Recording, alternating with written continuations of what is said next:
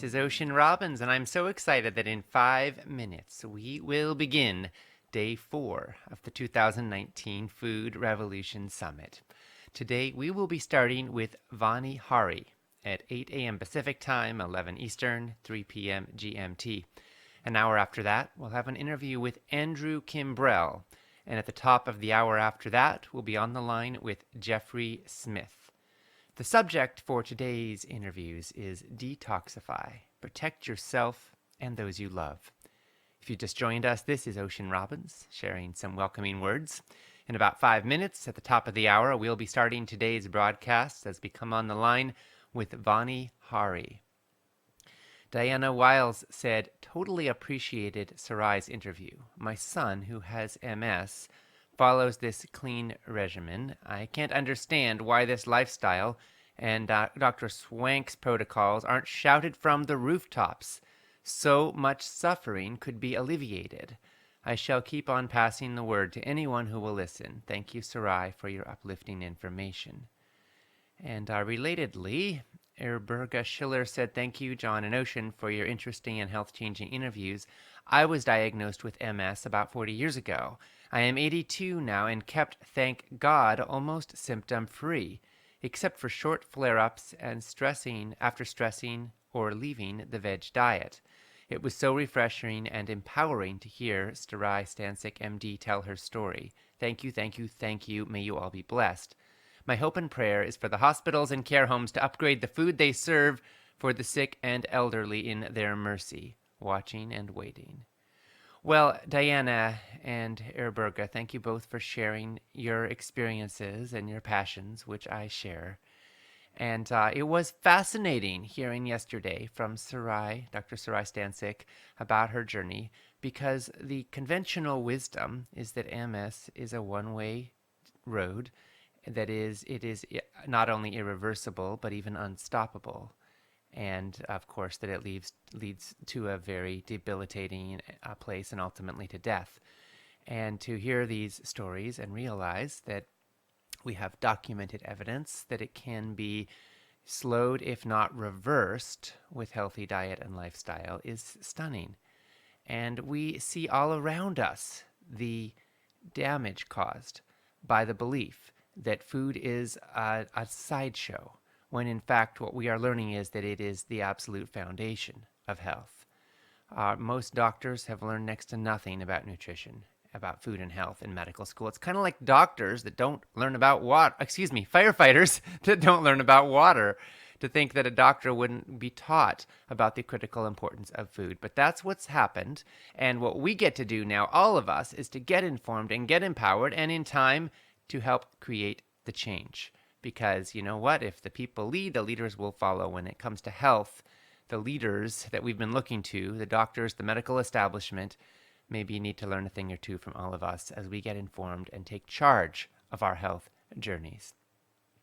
We will begin with Vani Hari in a couple of minutes here on today's theme, which is Detoxify.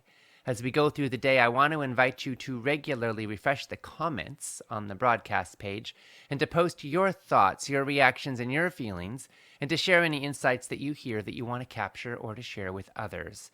Today, our focus is on protecting yourself and those you love from toxins. And let me ask you, have you ever had the feeling that you can't totally trust how your food is growing or what's done to it? Do you worry about the impact of herbicides, of pesticides, of chemicals in your food? Do you ever wonder what's safe and what's not?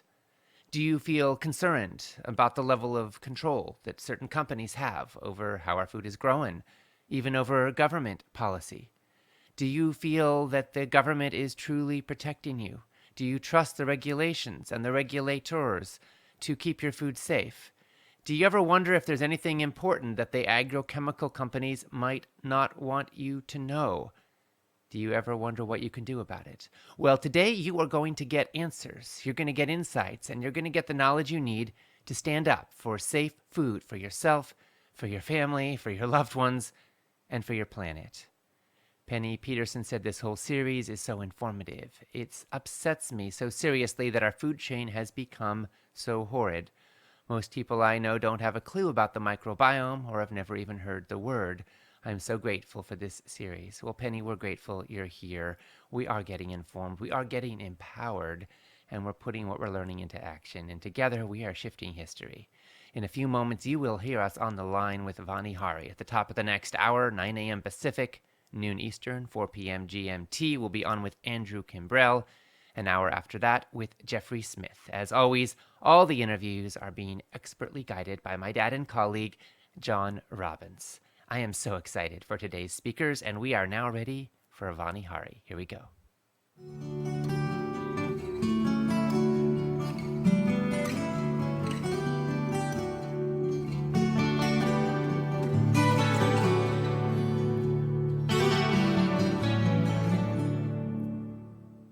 Welcome to the Food Revolution Summit, where we explore how you can heal your body and your world with food. This is Ocean Robbins, and I am joined by my dad and colleague, John Robbins, in welcoming our guest, Vani Hari.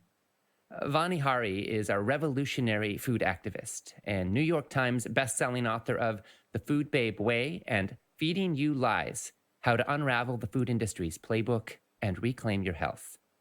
Vani's highly publicized investigations and campaigns have influenced how major food giants like Kraft, Subway, Chipotle, Chick-fil-A, and Starbucks create their products and have steered them towards more healthful policies. Vani is helping food companies be more accountable to consumer demand, and she's helping millions of people to make wise decisions for themselves and for their families. Time magazine has called her one of the most influential people on the internet. So now, Vani, my dad and I are so grateful for the huge difference you're making and to consider you a treasured friend and colleague. And now for this interview, I'm going to hand it over to my dad and colleague, John Robbins. Well, thank you, Ocean, for that lovely introduction of Vani. And thank you, Vani, for being with us again today. Absolutely. It is an absolute honor to be with both of you guys. You are some of my favorite food activists. So thank you. Well, we're doing this work together for sure. I've read your new book, Feeding You Lies. And in the book's introduction, you write about an article that appeared in the New York Times a few years ago that called you public enemy number one of big food companies, which, as far as I'm concerned, is probably a compliment. But the article included criticisms of your work that came from people who were presented as independent experts.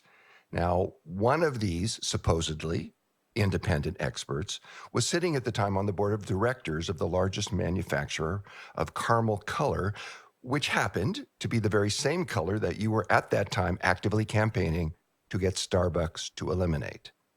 And the article didn't mention that he was at the time receiving over $100,000 a year from the caramel coloring industry. And a second of the so-called independent experts who attacked you for questioning GMO foods was at the time receiving major money from Monsanto and Bayer and CropLife Canada, among others. So, Vani, the pesticide companies and the junk food companies have been trying to shut you up and shut you down for a while now, but it doesn't seem to be working. So let me start by asking you, what is your mission and why won't you shut up? That's a great question, John. You know, my mission is to make sure everyone knows the truth about what's happening in the food industry. Because when I was growing up, you know, I grew up with two immigrant Indian parents who were very trusting of the American food supply, and so trusting that they really let go of some of their heritage Indian habits and really adopted the American standard diet and allowed my brother and I to be raised on the American standard diet when the Indian diet was much healthier than what I was eating back then. And you know, as a result, I was on a ton of prescription drugs, was in and out of doctor's offices, feeling like a zombie for most of my life, never felt well and clear headed, and had eczema and asthma and all of these, you know, issues that I thought were hereditary, but actually weren't, because when I cleaned up my diet and got off of processed foods and the American standard diet and went back to whole, real, plant-based foods, my body did a 180. I looked deep into what made up these different foods that I was eating that I thought were healthy because they were under a certain calorie threshold, or they were low fat or low sugar, or had these different labels about them and convinced me that they were healthy. When I looked at the actual ingredients, there weren't a lot of real food ingredients in them, and there were a bunch of chemical names that I didn't know what these ingredients meant or what they were doing in my food. And so I went on a quest and I researched everything that I was eating, and I did whatever I could to find out the truth about what I used to eat and the ways that I had been duped into thinking something was healthy and it wasn't. And that's what really inspired me to do the investigative work that I shared on my blog, Food Babe.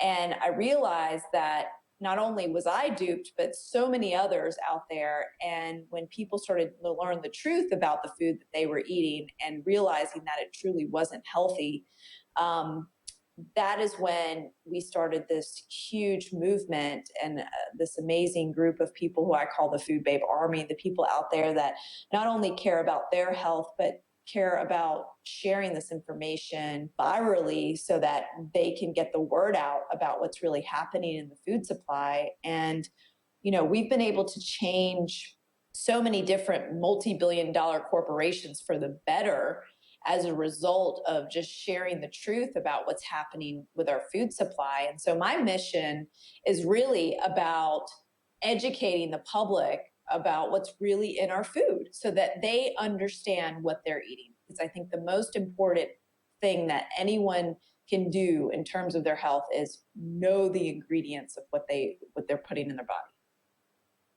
I think so too. Most people shopping for food in a grocery store want a healthier food system, and almost all of us want to buy products that make us feel good, not bad, and that help our families to flourish, and that don't contain ingredients known to cause us harm. But Bonnie, do the companies responsible for creating the food products on the grocery store shelves have an entirely different goal? They do. And there's over 10,000 food additives in the food supply. And if you look at the majority of them, they have actually been just invented to improve the bottom line of the food industry. And if you look at grocery store shelves everywhere, they're full of these different additives that are just made up chemicals in a laboratory that a food scientist made to either make food perform a certain way by, making sure it doesn't break down when it's on the shelf, or possibly adding flavors into products that make the product addictive, or make a product that isn't real food or wouldn't taste good actually taste good so that we'll buy it. People don't understand that. I think they don't really understand that we've been part of this like massive experiment in the last 50 years or so by consuming a lot of these man-made chemicals. And we have, again, that trusting feeling that the food industry is like looking out for us, or the government's looking out for us. And so we have this underlying assumption that everything on grocery store shelves is safe. When you look and see how these additives are approved for use, they're actually safety tested by the food companies themselves a lot of times. And then the safety data, which ends up being a very short-term kind of study, 3 months, 6 months, 9 months, is then presented to the FDA, and the FDA rubber stamps it. We think that like the FDA is like full of all of these people that are independently testing and using third-party verification to figure out if these additives are safe, and that's just not happening. And actually, some of the chemicals that are in our food supply have never been reviewed by the FDA at all. And so we have a massive problem, a systemic problem with our food supply, in that we've trusted these food companies with our health. But a lot of times, again, these safety studies are short term, they're not based on long term data. And the data that is coming out by some independent companies, nonprofit organizations, and others is really alarming on a lot of the chemicals that are approved for use in our food. And the cumulative effect of all these chemicals in our diet is very concerning to me. Just knowing what happened to my own body when I removed processed foods from my diet, it was miraculous. And to know that other people out there could be benefiting from this is what really keeps me going. Well, we are glad that you are continuing to go and keep going because you're doing such great work. A lot of us don't know exactly what we can trust now in the food system. And we look for certified seals from a public health organization that we trust. And if we see those on the product, we think, well, that's a product that would be good for me. Now, the American Heart Association allows its Heart Check seal of approval to be put on approved foods, some of which are good ones, like avocados and fresh sweet potatoes. But some of the foods carrying the American Heart Association seal are loaded with sugar and even other nasty ingredients. They don't do this anymore, but the American Heart Association once certified Cocoa Puffs and Lucky Charms and a bunch of other artificially colored sugar-filled boxed cereals. It's interesting because you mentioned the American Heart Association, and this is an organization that just sounds so reputable and credible to the American public. I mean, of course, they're looking out for our hearts. They're trying to figure out how to rid the world of heart disease. That's their mission. But when you look and you see who's really funding an organization like the AHA, it's the food and chemical corporations. Well, when you talk about how the American Heart Association seal really isn't something that we can trust, I'm thinking about WebMD. It's the most visited health site on the web. It's the most popular source of health information in the US. It's likely to dominate any Google search for almost any medical question you might have. And all that sounds very, very reputable. People tend to trust WebMD. But what the public doesn't know is that WebMD, the site, depends on money from drug companies and from companies like Monsanto, who create sponsored ads on WebMD that look like real content. And they don't look like marketing, and they use WebMD's influence to serve their agendas. Let me give one example. A few years ago, if you looked up depression on WebMD, you were presented with a quiz for depression for which you could determine how depressed you were or whether you were at risk. And it was sponsored by the pharmaceutical company Eli Lilly. The problem is that the quiz was rigged, and the answers made it look that everybody who took the test was at risk for major depression. And naturally, that would make them a potential candidate for antidepressants, conveniently manufactured by Eli Lilly. Now, in your book, Bonnie, Feeding You Lies, your wonderful book, you explain that Monsanto knows that WebMD is considered a trusted source for health information and has enlisted academics to write articles for the site so that search engine algorithms would pick up their content when people search online. An example is that there were emails obtained through a Freedom of Information Act request, and they show that in 2015, Monsanto pitched a University of Florida scientist named Kevin Folta to submit a blog post to WebMD on the safety of GMO foods and why there's no reason for them to be labeled. Vonnie, you have had quite a history with this fellow, Kevin Folta. He's repeatedly attacked you and your work, and all the while he's been claiming that he was an independent scientist with no relationship to Monsanto. Can you tell us a little bit about Kevin Folta and why it's important for us as consumers to know about people like him? As soon as some of the campaigns that I was involved in started making national media, all of a sudden this professor from University of Florida just got onto the scene, and he started showing up in every single media article about me or one of my campaigns as the antagonist in the story, the counterpoint. And I couldn't prove it at the time to the reporters that would ask me about him that he was being paid by the food industry. But what I did tell the reporters was that this guy is a guy who literally hasn't met a chemical he doesn't like. I can't believe he used to say this, but he did. He's like, I would drink Roundup. It's so safe. And now, of course, the World Health Organization and the International Agency for Research on Cancer has deemed it a probable carcinogen. He has written for a site called GMO Answers that was actually a site funded by Monsanto, put through a PR firm called Ketchum.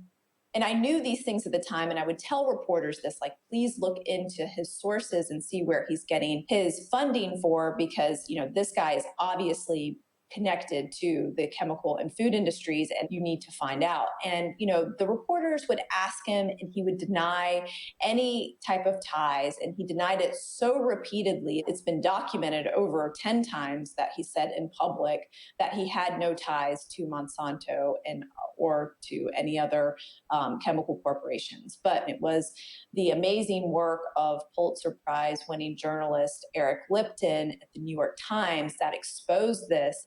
He got documentation that showed the tangled web of deceit that was happening with university professor Kevin Folta and the chemical corporations.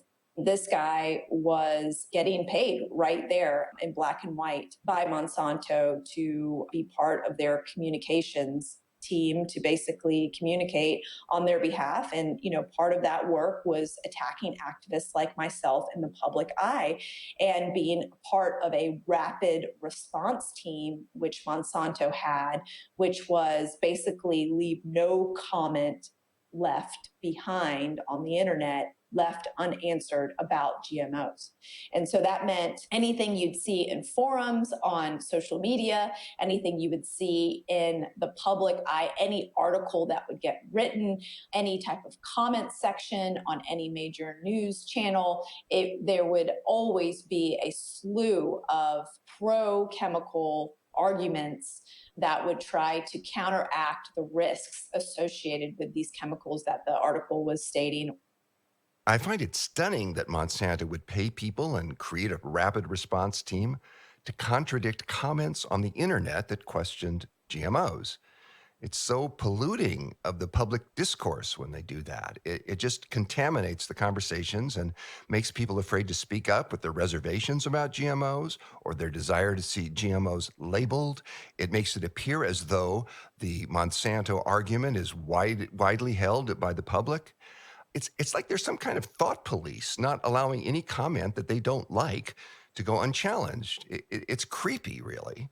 And Vonnie, I know they've come after you personally too, and it's clear why. Along with the members of what you call your Food Babe Army, you've led campaigns that have persuaded food companies to remove unhealthy additives. As a result of your efforts, Kraft dropped the artificial dyes yellow number 5 and yellow number 6 from all their mac and cheese products. And after Kraft's announcement that they were going to do that, other major food conglomerates, including General Mills and Mars and Hershey's and Nestle and Kellogg's and others, vowed to remove all the artificial colors from their products. Subway eliminated the risky dough conditioner azodicarbonamide from its bread after your petition, and then many other major food brands followed suit. Thanks to your work, General Mills eliminated the controversial preservative BHT from their cereals, and Panera Bread got rid of 150 artificial additives from their products, including artificial colors, BHT, high fructose corn syrup, different forms of monosodium glutamate, and partially hydrogenated oils. And this is just a small handful of the many changes that your work has helped to create. But Vonnie, the extraordinary success of your efforts has evoked a tremendous amount of blowback. You've been personally attacked, and you've been subjected to hate speech and to systematic efforts designed to discredit you. A lot of times they attacked me as the messenger and would name call. They'd call me a fearmonger. They'd call me a pseudoscientist. They'd use the fact that I'm not a nutritionist or scientist against me to try to convince the public that they should only get their information from credentialed experts. And my message has always been that you don't need to be a nutritionist or scientist to know how to eat. And actually, the only people that have made eating complicated are the food scientists that have created these processed chemicals in our food. And to eat is very simple. You follow Mother Nature and you can get healthy pretty quick. And what's interesting about the situation with Kevin Folta is it's really is what inspired me to dig deeper and submit more public requests for information at different university professors who were also featured in a lot of these articles as independent experts. And I found out through those documents that these folks were also indeed getting paid. And it has been an incredible work to show the conflicts of interest in science data. This is how the public gets deceived about what's truly healthy. Is the food industry is using the same playbook as the tobacco industry used by hiring experts that look third party and independent to convince the public of a certain way. And in this case, they're trying to convince us that there's no risks to GMO foods, that there's no risks to any of these chemicals in our food, that the food that you're eating is perfectly safe. Well, you mentioned Eric Lipton, the three-time Pulitzer Prize winning journalist who kind of pulled the rug out from under Kevin Folta. He did that in an article that was published in the New York Times. It was a front page article in 2015, and it described how Monsanto had enlisted academics, including Kevin Folta, to oppose the labeling of genetically engineered foods. Well, in response to that article that outed Kevin Folta filed a lawsuit in 2017 against the New York Times and against Eric Lipton, claiming that they had defamed him when they had described how Monsanto had basically purchased his services. And Folta's lawsuit claimed that the defendants had misrepresented him as a covertly paid operative of Monsanto. But in February of 2019, a federal judge dismissed Folta's lawsuit, ruling that it was baseless. Vani, how did you feel, and what thoughts went through your mind when you learned that the judge had ruled against Kevin Folta? Well, that court case actually set an amazing precedent for the fact that we as journalists, as investigators, have the right to go and get this public available data and use it as part of articles and research and investigations and publish it widely. There has been a campaign that they've tried to write articles about how you're bullying scientists, you're bullying university professors by looking at through their email correspondences and things like that. But as a taxpayer and as someone who's funding these public universities, we should know whether these university professors are working with industry to advance their ideas and agenda and propaganda, and to know if this is truly independent and third party information that they're trying to present. And I was just so pleased to see that. The one question that remains, though, is who paid for Dr. Kevin Folta's lawsuit, because that was not a cheap lawsuit to wage against the New York Times. That would be very interesting to know. I don't know if we will find that out, but if we do, I have a feeling it's not going to look too good for Mr. Folta. I want to shift the topic just a little bit to organic food. I eat organic food whenever possible because I believe it's better for my health and for the environment, and also for the people who work in the fields growing our food. But there are a lot of people who think organic food is too expensive, it's a waste of money, and some think it's a scam. And I can understand them thinking that way because I've seen headlines that say things like these are actual headlines, buying organic veggies at the supermarket is a waste of money. The USDA organic label misleads and rips off consumers. Organic foods are just a marketing label. And is organic food worth the higher price? Experts say no. Vani, what do you say to people who see headlines like those and conclude that organic food is a scam? Every single one of those headlines that you just mentioned was actually either waged by a campaign from conventional farming bureaus or farming organizations or different alliances that are created as front groups for the food and chemical industry to continue confusing us about what's truly healthy. Organic food is more costly to produce right now, but it is made with, no synthetic pesticides. Roundup is prohibited for use on organic food. So automatically you're going to reduce your exposure to it. On top of that, you're not getting a laundry list of chemicals that are allowed in conventional and genetically engineered foods.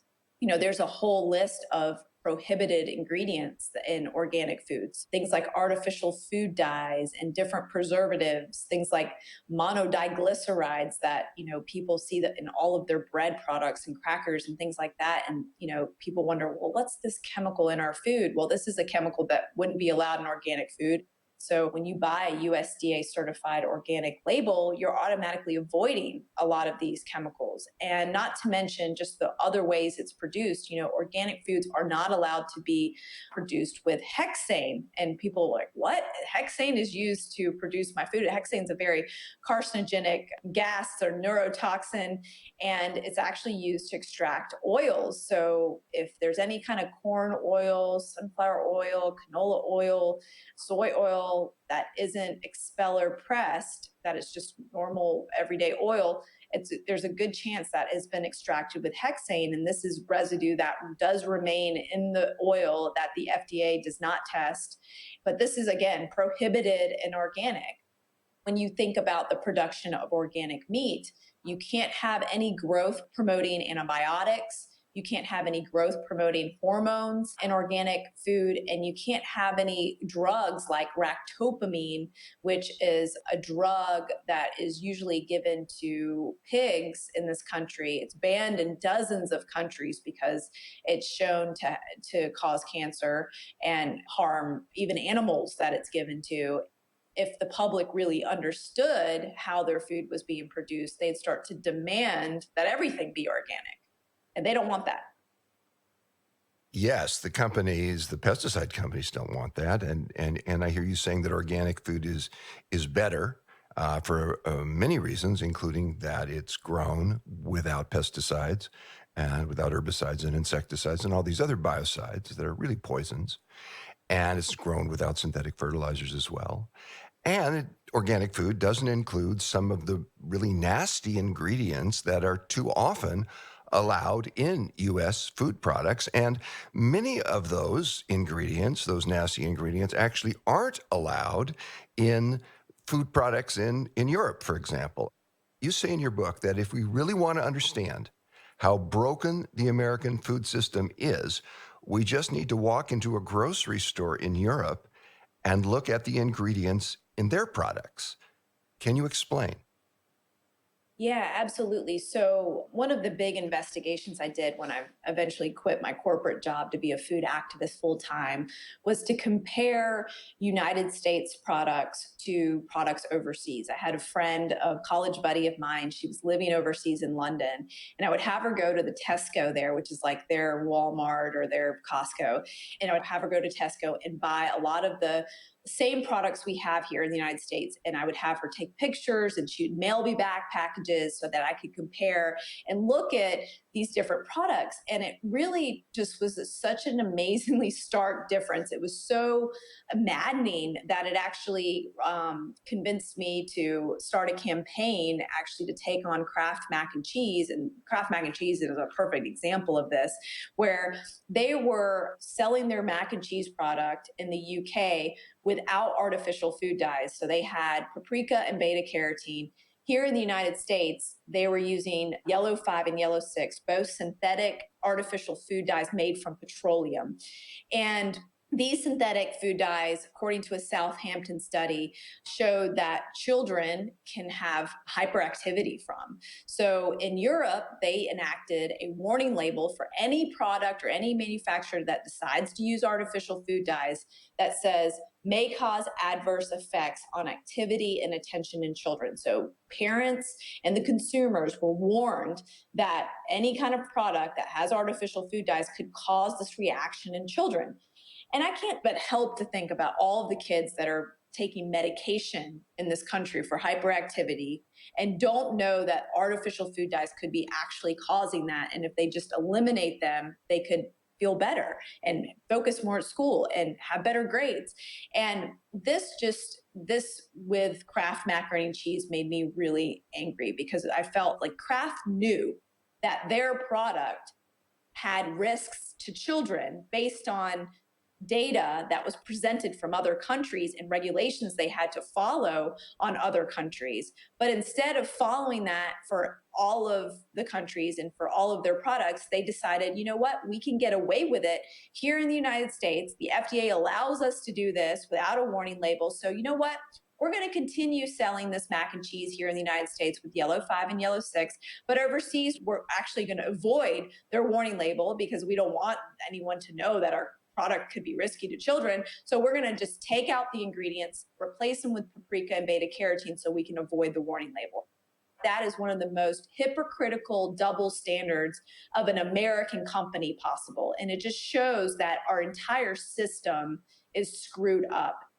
If you look at McDonald's French fries, for example, here in the United States, they're using hydrogenated soybean oil and beef flavoring and pyrophosphates. They've just found out a new study about phosphates that show it can affect your performance in sports. And then they also use an ingredient called dimethyl polysiloxane. It's an ingredient found in silly putty. In the UK, McDonald's French fries are basic, just 4 ingredients: potatoes, sunflower oil, a little dextrose, which is just sugar, and then they add salt after the cooking. And so, if they can make McDonald's French fries so simply with just 4 ingredients overseas, why wouldn't they do that for everybody? And the reason is because it costs more money to do that. And so they get away with using these additives here in the United States. This is happening with Kraft. It's happening with McDonald's. It's happening all over General Mills. PepsiCo, another great example, is Quaker Instant Oats. You know, you'll find an instant oatmeal packed strawberries and cream here in the United States that has literally no strawberries in it. It has an artificial strawberry flavor, red 40, that dyes basically dehydrated apples to create the illusion of strawberries. And then in the UK, they actually use freeze-dried strawberries. You know, how is that fair that we're getting so hoodwinked when we buy products that say strawberries on the label and we're not getting strawberries? And I think companies, when they figure out how they can make their products healthier across the board and without these risky additives and ingredients, that they should do that for all of their products, not do things better for people that live in other countries. They should do this across the board. And these are American companies too. So it's a really big slap in the face to our own Americans. As you've been talking about how artificial food dyes and artificial strawberry flavoring is used in products sold in the United States, but not in the same product sold in Europe, I've been thinking about how the true flavors of fresh foods, the authentic flavors of fresh foods like fruits and vegetables, are indicators of nutrition, or at least that was the case before our palates were tricked and befuddled and hijacked by the junk food companies. The food industry's flavor trickery makes it really important now to be a smart consumer. There's a book called The Dorito Effect, and the author of that book suggests we ask ourselves when looking at a food, did somebody engineer this to be delicious, or did nature engineer this to be delicious? And to me, that sounds like a really great question to ask. Bonnie, do you have any additional guidance for those of us who want to be smart consumers in a minefield that the food industry has created? I think of natural flavors and artificials very similarly. One flavor is a synthetic flavor that can be made from just anything out of the sun. Natural flavors have to come from something in nature, but they can take the best 1/millionth part of like a strawberry and enact it in a product that doesn't have strawberries and make it taste like strawberries and make food like substances taste like strawberries. And so that tricks your brain and hijacks your taste buds. And you're not getting the nutrition of the strawberries. So your brain's like, well, wait a minute, I'm still not getting the nutrition of the strawberries. So I'm still looking and craving food elsewhere.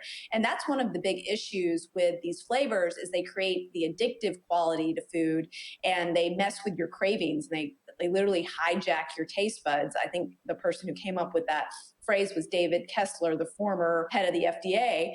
And so if the former head of the FDA is saying that these flavors are hijacking our taste buds, this is something I just don't want to happen to my taste buds when I eat food. When I eat food, I want my brain to say, you know what, you're getting the nutrition you need from this. And you know what, I'm going to shut off your hunger hormone so that you don't eat more than you should. They're getting you to eat food that wouldn't taste good without these flavors. One of the things that happened recently in October of 2018 was there were several different nonprofit organizations, like, for example, the NRDC, that sued the FDA to ban 7 different artificial flavor chemicals that were allowed in artificial flavors. So when you see a product, an ingredient list, if it has an artificial flavor, it'll say artificial flavor, but you don't really know which chemicals are in that artificial flavor. But there are thousands of chemicals that can be allowed under that label. And 7 of those different chemicals were recently banned because of this lawsuit, because these chemicals are actually linked to cancer in animal studies. And so the FDA, what they did was they said, okay, we're going to ban these chemicals. Now, these are chemicals that have been allowed in our food supply for a really long time. And if it wasn't for these nonprofit organizations that sued the FDA to do this, this would have never happened. So these chemicals that cause cancer in animal studies are in our food today, and food companies have now up to 2 years to remove them. The one thing the FDA didn't do was require food companies to tell the public which products use these 7 banned chemicals. So for the next 2 years or so, companies are going to still continue to sell these banned chemicals to the public that cause cancer. This is just, again, another example of how screwed up our regulatory system is, where we can't even safeguard our decisions or choices by saying, hey, I know this is using this banned artificial flavor chemical, I'm not going to buy this product, but there's no way for the public to know. Well, there are so many bad chemicals in our food supply that are allowed there and aren't labeled. It makes it a really difficult thing for consumers who want to find healthy food, real food, to find their way through the grocery stores and in a safe way. And some of the products that are sold actually make claims that they're nutritionally enhanced and therefore they're better.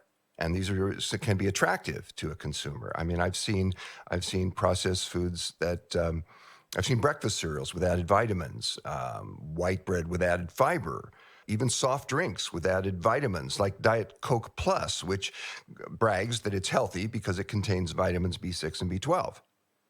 Now, it seems to me that food companies are creating a nutritional facade around processed junk foods. Bonnie, you have a chapter in your new book titled Fortified Food Fraud. What is it that you want our listeners to understand? Well, I think what has been very interesting about how the food industry markets their food is they use the front of the packaging to convince us that their food is healthy. And one of the ways that they do that is by actually saying, hey, it's got this vitamin, or hey, it's got this omega-3, or hey, it's got whole grains. And you'll see this on all sorts of cereals, for example. Everything from Lucky Charms to Frosted Flakes, etc. And you'll see that this labeling is there just to convince us that we should buy these products. It's a sad situation because the way you should be getting whole grains, or you should be getting some of these nutrients, are just from real whole foods and not actual processed foods. There's so much fake news out there, fake health news. I saw a CBS News headline recently. The headline read, "Does candy keep kids from getting fat?" And the study that inspired that ridiculous headline was funded by a candy trade association that represents the makers of Snickers and Skittles and Butterfinger and a bunch of other big candy brands. Vonnie, can you give us other examples of fake health news? And also, can you give us tips for how to spot commercial messages that in fact are designed to get us to buy foods that aren't good for us, but are disguised as health news? Yeah, absolutely. You'll see this kind of fake health news a lot when you see like a new study that recommends, for example, like, diet soda is better for you than drinking water for losing weight. There was a study that showed that chocolate milk claims to reduce damage from concussions. What the food industry does is they look at little small studies that they actually fund behind the scenes, and they're looking for a specific outcome or benefit to their product. And so they're actually like skewing the data in their favor so they can come up with some benefit that they can announce through some university, and then the media will pick up on it and there'll be headlines everywhere. And this is kind of how fake news gets out there. The food companies will kind of fund a study, give money to a university or a lab and say, try to come up with these kind of results. They come up with those results, they see some benefit, then they report on that benefit. And they're not really looking at the overall health data about their product. Like if you were to look at diet soda, you'd realize that, wait a minute, diet soda is actually worse than water because it has artificial sweeteners that trick your brain into actually craving more food later after you consume an artificial sweetener, and it triggers your insulin levels just like it would sugar. And so it's like, oh, wait a minute. If you look at the whole picture, you start to see a lot of detrimental disadvantages to consuming diet soda. But if you're using diet soda in a small controlled environment in a study that's like, again, short term to show some benefit to that corporation, in this case, Pepsi and Coca-Cola, you would see a totally different outcome. And so that's why it's really important for consumers when they read these headlines to not just take the headline at face value, to dig a little deeper, see who's funding the study, who are the experts behind giving this data to the public, and looking in a little deeper before just believing something at face value. We tend to believe things that the media presents to us. Many of us think of Wikipedia as a trustworthy, though maybe shallow, source of information about people and things. But there's been a lot of blowback to what you've been doing, and your Wikipedia page was hijacked by a group of editors who manipulated the content rather dramatically. And then, as it happened, at a book signing in Northern California, you actually happened to meet one of the men who had been hired by a PR firm to make sure that your Wikipedia page would cast you in a very negative light. Can you tell us what happened? Yeah, absolutely. So it was really interesting. Around 2014, I think, is when my Wikipedia page suddenly appeared online. And Wikipedia is one of the first results whenever you Google anything, right? And so is it WebMD, by the way, too, for health information. So using what we know now about WebMD and how it's paid and sponsored behind the scenes by big food and chemical corporations and pharmaceutical corporations, the same thing is happening actually at Wikipedia, where people are actually being hired by PR firms that represent food and chemical corporations to alter anything online that negatively affects their bottom line. And so this actually happened with me, where there were a group of editors that constantly were on Wikipedia changing my profile to say that I was pseudoscientific, to highlight only criticisms about me, to take away accolades that I had earned, like New York Times best-selling author. Luckily, there's honest, true people out there trying to fight back, because it is an open forum. So people were saying, well, wait, why you can't do this? This is true. Like, what are you doing? And so it was amazing to watch. And one of the, I think, rules at Wikipedia is you can't edit your own Wikipedia page. So there's nothing I could do. I literally had to sit back and just watch this happen. And when you dig a little deeper, you actually see the evidence. I mean, The Atlantic did an amazing investigation into this and found that a simple search on a freelance job posting site called Upwork turns up several Wikipedia editors for hire, asking upwards to $50 an hour to edit Wikipedia pages. And a lot of these people who are hiring these folks are obviously working for different corporations to uphold their propaganda or their agenda. And meeting this individual at a book signing, I was actually in a Costco warehouse when this happened. And I had a huge line of people ready to sign books. And and it totally caught me off guard. And I couldn't believe that he had come up to me and apologized for being one of the people that was hired to do this. But then when he looked deep into what I was doing and the work that I was doing, he agreed with it and we stopped doing it. And it was just amazing to have him come up and get his book signed and say sorry and apologize.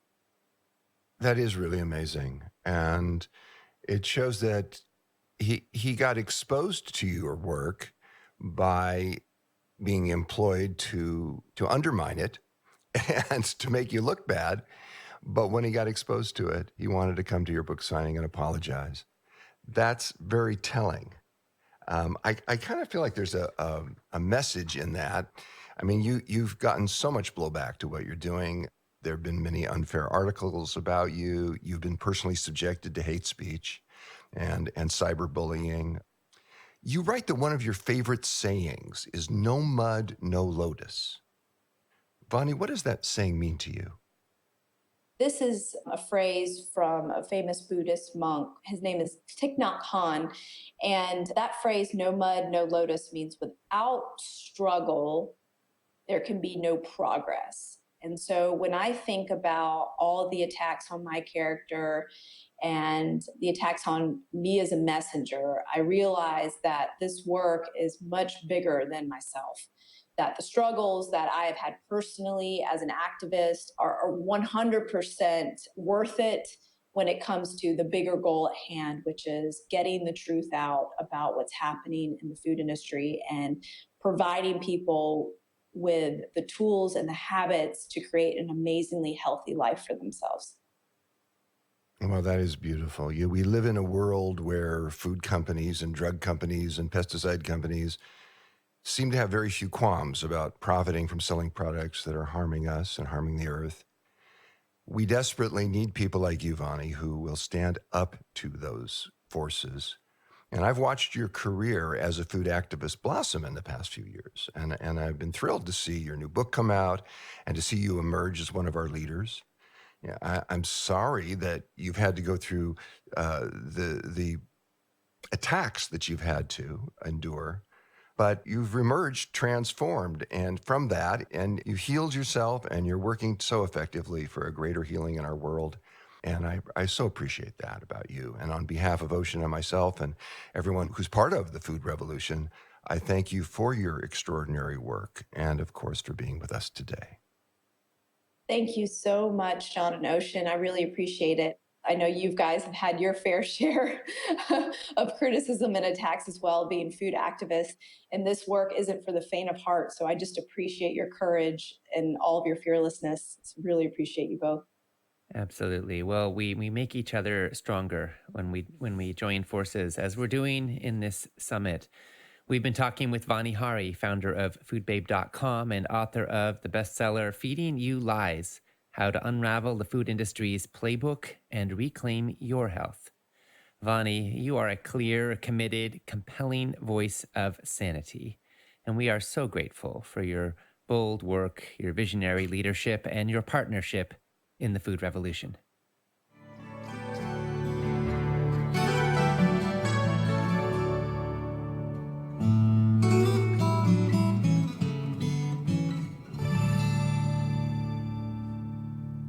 Well, thank you so much to Vani Hari and to my dad and colleague John Robbins for that fascinating, riveting, disturbing, and empowering conversation.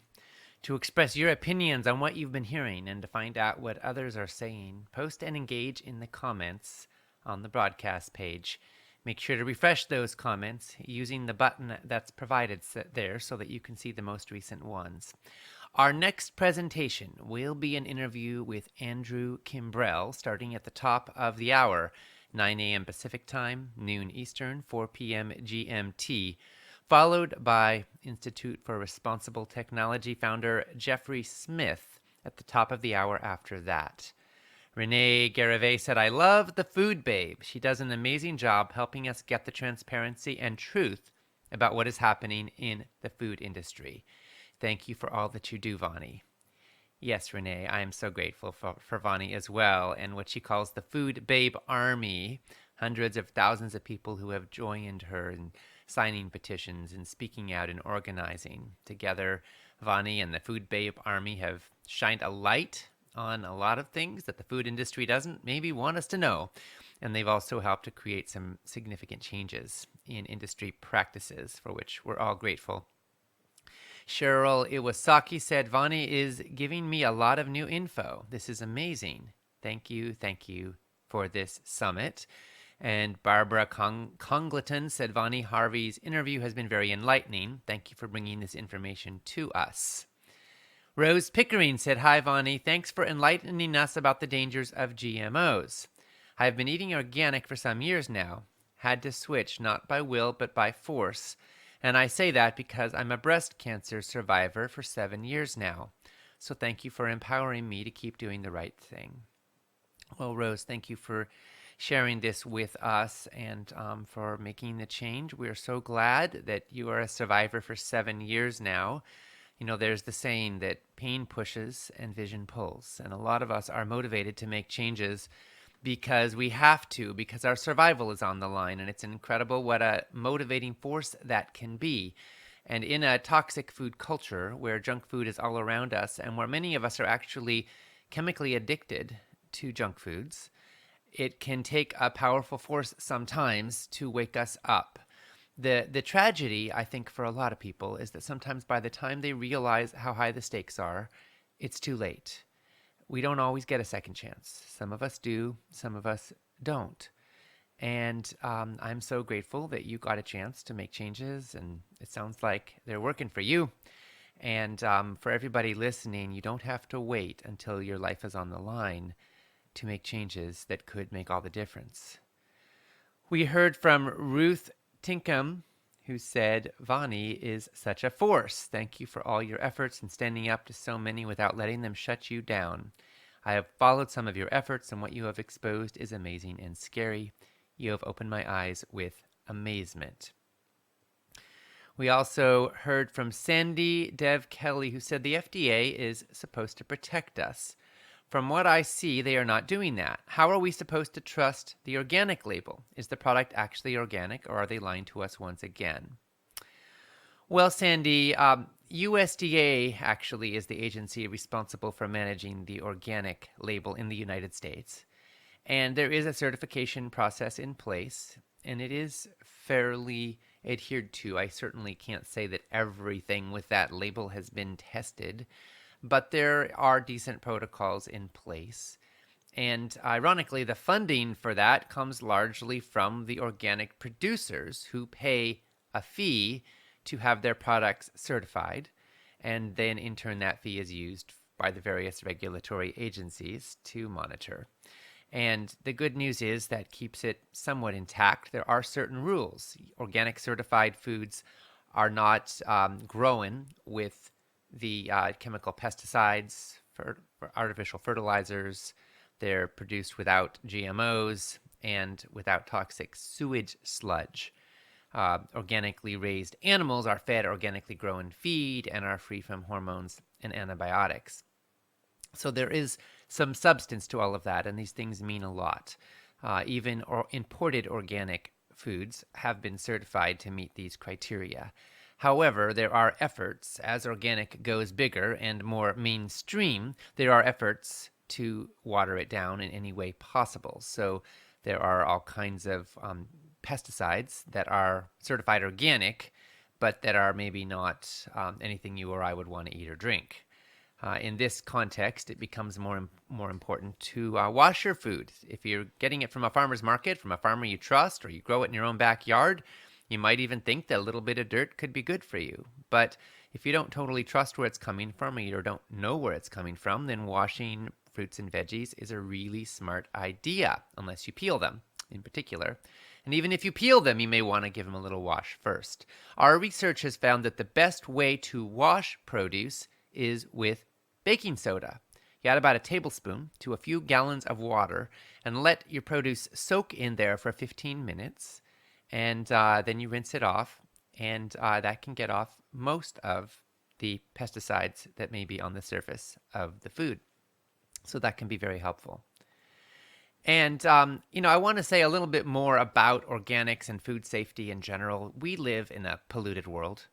If you breathe, eat, and drink, there is no way you can protect yourself completely. One of the wonderful things about compost is that it's a process by which waste becomes nutrients that nourish new life.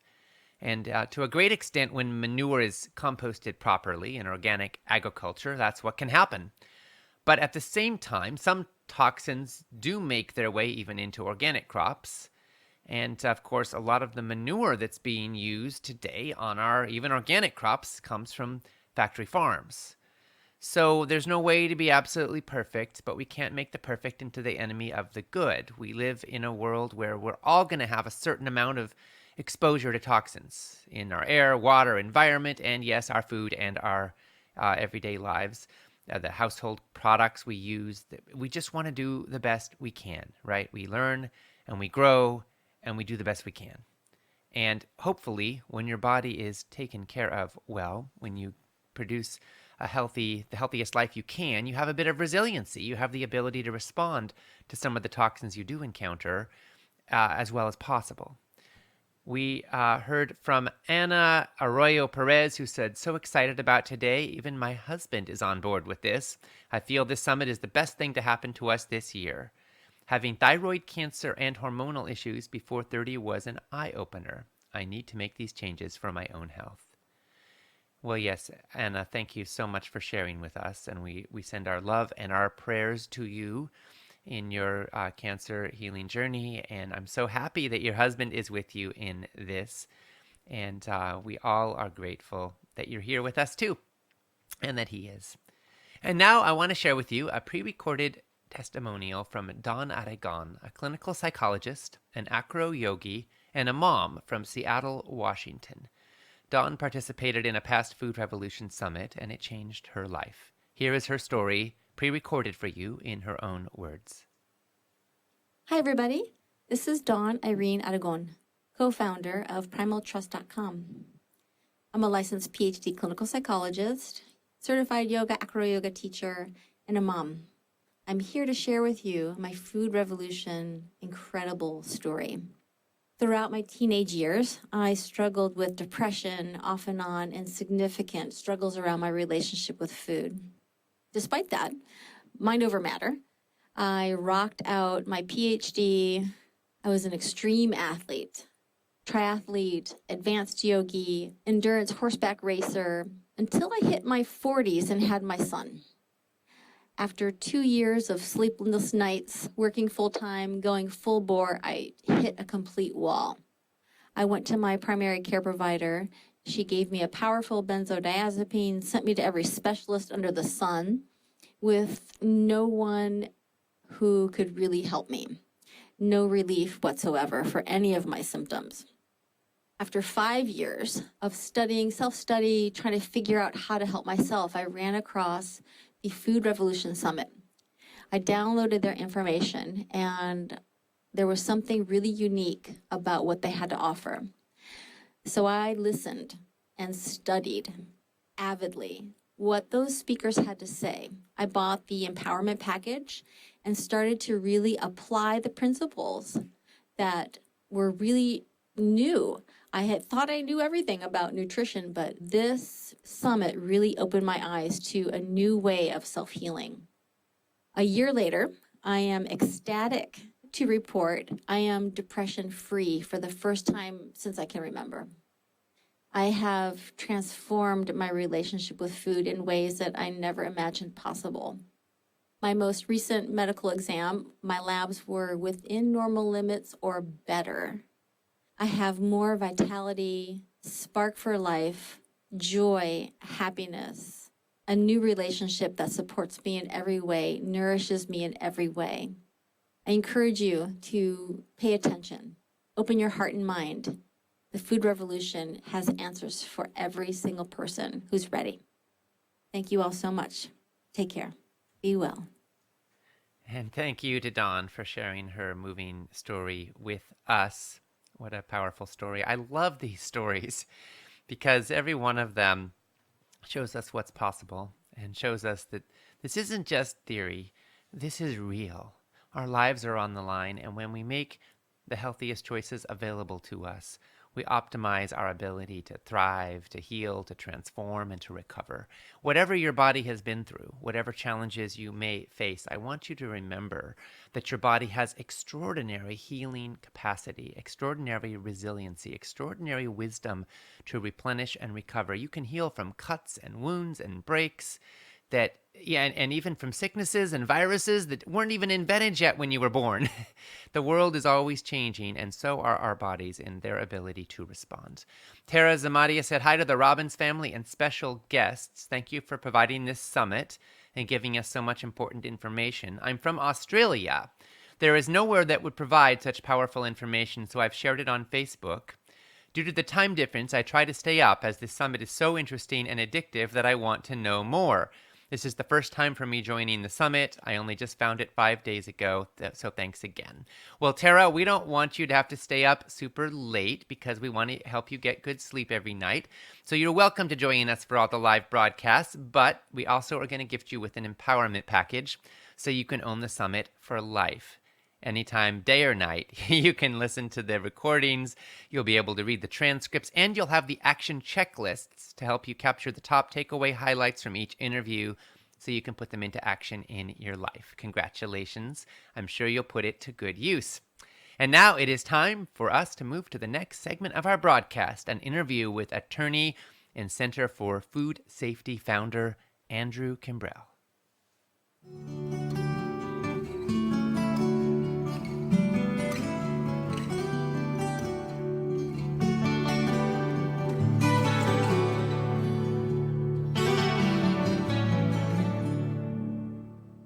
Welcome to the Food Revolution Summit, where we explore how you can heal your body and your world with food. This is Ocean Robbins, and I am joined by my dad and colleague, John Robbins, and welcoming our guest, Andrew Kimbrell. Andrew Kimbrell is founding director of Center for Food Safety and True Food Network.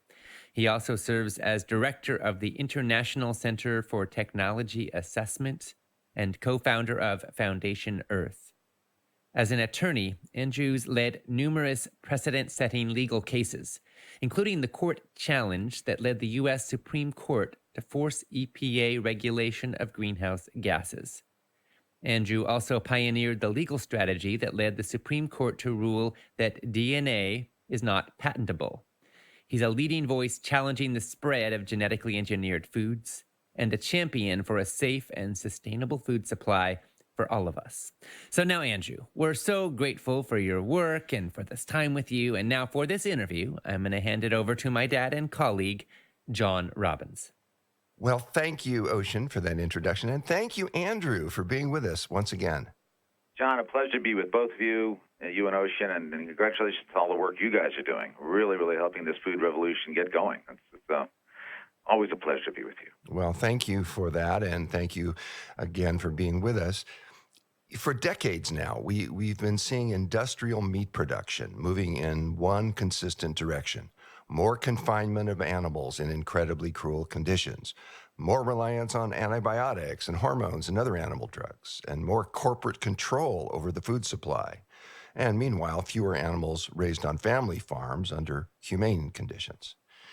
One of the many important projects that Center for Food Safety has undertaken is to end industrial meat. Andrew, what I want to start our conversation today with asking you is, why is the effort to end industrial meat important to you? And why should it be important to everyone who cares about animal cruelty or climate change or the environment or their own personal health? I think that the way we treat the 10 billion animals that we use for food every year is one of the great crimes of modernity. I mean, truly a crime. And it's not just a crime because of the extraordinary cruelty, that it involves to these animals, but also because of the impact, as you mentioned, on climate change. When animals are used in small farms, they actually increase the fertility of the soil. It can be part of a whole production process, a regenerative, recycling, relational farming, as I call it, process. But when they're in these horrifying animal factories, I do not call them factory farms. I call them animal factories because that's what they are. course, we have these huge lagoons of methane. They create enormous, very potent greenhouse gas. So, the whole idea that we could create tortured, unhealthy animals and that would create healthy food is bizarre enough. But the fact that by doing this, we're also destroying the biochemistry of the planet while engendering this horrifying cruelty on these billions and billions of animals really makes this, as I said, one of the great crimes of modernity, and I think number one almost on our list of things that have to be stopped if we are going to find ourselves in a regenerative, sustainable, humane food system. Well, I agree with you about that. The European Union has banned U.S. beef because U.S. beef is produced with and contaminated with sex hormones that are associated with an increased risk of reproductive and childhood cancers. Residues of these hormones in U.S. meat are up to 20-fold higher than normal. And you would think that at least U.S. meat would be monitored for hormone residues, but such monitoring is almost never done, and of course, there's no labeling. Andrew, the U.S. beef industry says U.S. consumers aren't concerned about the use of hormones in beef production or in meat production in general, so there's no cause for alarm. What's your view? Should people be concerned? Absolutely. The hormones that we put into these animals absolutely come back into our own bodies. There's a reason why so many producers now are advertising that their meat is free of hormones. We knew this, of course, with the great battle over bovine growth hormone in milk, the first genetically engineered product that came out of Monsanto. And so I think that there's this, again, to have these terribly unhealthy animals that are who have been given antibiotics because of the extraordinary pathogens that are in these animal factories, who are given hormones to boost their growth, and to think that that's not going to come back and haunt us is delusional. Obviously, a huge percent, 80% of our antibiotics goes into these animals, and it's creating the antibiotic crisis, the antibiotic-resistant crisis, which is a threat to each and every American, in fact, the threat to everybody in the world. And the fact that we would then have these meats fed to our children and create all the hormone disruption in them, again, it's delusional to think that we can mistreat these animals and it will not come back to haunt us. It does, and it will. Well, every major organization concerned with public health has voiced concern about the use of antibiotics in meat production because of the cultivation, basically, of antibiotic-resistant bacteria that's taking place. The Centers for Disease Control and Prevention, the American Public Health Association, the American Academy of Pediatrics, the American Medical Association, the Infectious Disease Society of America, the World Health Organization, really just about every other organization in the world that is concerned with public health is now agreeing. They're now all agreeing that the non-therapeutic uses of antibiotics in meat production poses a very real threat to human health. How serious, Andrew, do you see this threat being? Well, it's an enormously serious threat, of course. Antibiotics, anybody listening to this knows how crucial antibiotics are for public health. And the fact that we're overusing them in this cruel and inhumane system is a significant contributor to that. So there's no reason for that. But I think there's, overall, I call this whole system a cold evil system. And what I mean by cold evil is that we have, when you go to your supermarket and you see all these neatly wrapped meat packages, or we talk about the McDonald's Happy Meal. That's the least happy meal in the world. I think if a family that walked into one of those fast food hamburger places was there, if they were there at the slaughterhouse, if they were there seeing the enormous cruelty of these animals, their fear, their terror, they were to see the inhumanity of the slaughterhouse, they would run out of that place screaming. It is only because of our urban population that we're separated out from the horrors of these animal factories and the horrors of what's happening to these animals that we can even begin to think that we would ever take another bite of industrial meat. Yes, it's harming us because of our health, antibiotics, and hormones. And yes, it's creating climate change.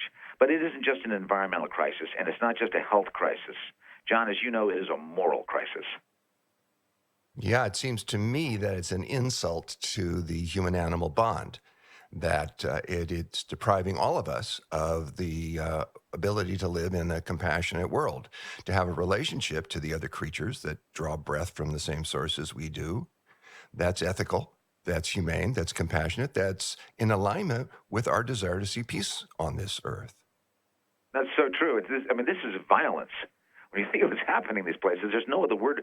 It's total violence against these creatures, and we cannot be complicit. We cannot merely think of ourselves as consumers. We have to realize that every decision we make in the food we buy, the food that we grow, is creating a different future for ourselves, for the planet, and for the creatures with whom we share this planet. So we're not consumers. No one out there is a consumer. We're creators. So every time we give in, or anyone gives in and starts eating industrial meat, you or I am complicit in this inhumane, this criminal system, this cold, evil system, and in all the cruelty and in all the health and environmental impacts it has. And that's a moral decision that each of us has to make, to say, starting today, and many people already have done this, thank God, by the millions, I will never, ever, ever be part of this industrial meat racket, this horrifying system ever again. I will not be complicit in that evil. So it is also a tremendously moral crisis for each of us. We're not consumers, we're creators, and we want to create a world where there are no animal factories now and forever. I'd vote for that. I vote for it with how I live and with my food choices, but not everybody does. Steve King is a member of the U.S. Congress from Iowa, and he's been in the news lately a lot because of his overtly white supremacist views. But I want to talk about something else, a Farm Bill amendment that he's proposed called the Protect Interstate Commerce Act. Now, King has more factory farmed chickens in his congressional district than any other member of Congress. And his proposal strikes me as a flat-out gift to the barons of industrial chicken production. If passed, it would allow them to flood the nation's markets with chickens raised in states like King's, where the factory farming of animals takes place without any restraints on even the most grotesque levels of cruelty to animals. But the King Amendment doesn't just target the cause of animal welfare. King's proposal would force every state to allow virtually any agricultural product, no matter how substandard or adulterated or dangerous, to be sold in the state.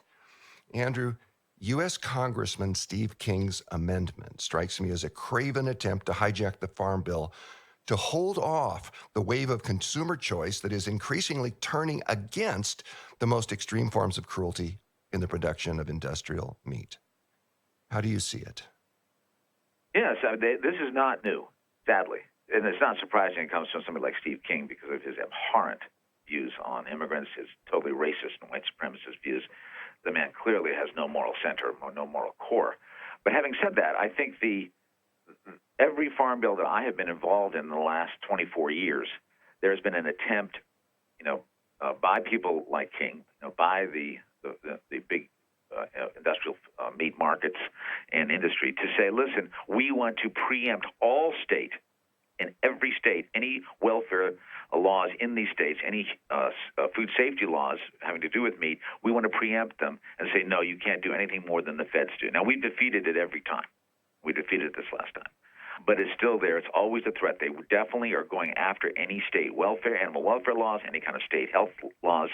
And this is an old tactic of theirs, right, to try and preempt that. It hasn't succeeded so far. They've tried these ag-gag laws. Our attorneys and attorneys of other organizations, we've been in courts all the way across this country saying, these state ag-gag laws are unconstitutional. These are the laws that say if you go in and you report what's going on inside of an animal factory, that you can become a felon. They're trying to actually destroy the First Amendment and our right to know what's going on in these animal factories, because it's critical that we know. It's this cold evil that's hidden from us. It's so important that these courageous people be allowed to go in there, report what's going on, show people the reality of what industrial meat's really all about. And that, of course, will have an enormous impact on people giving up this meat forever.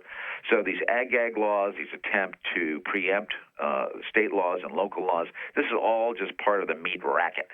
And you should know also, by the way, that it is our taxpayer dollars that are really upholding this entire industry.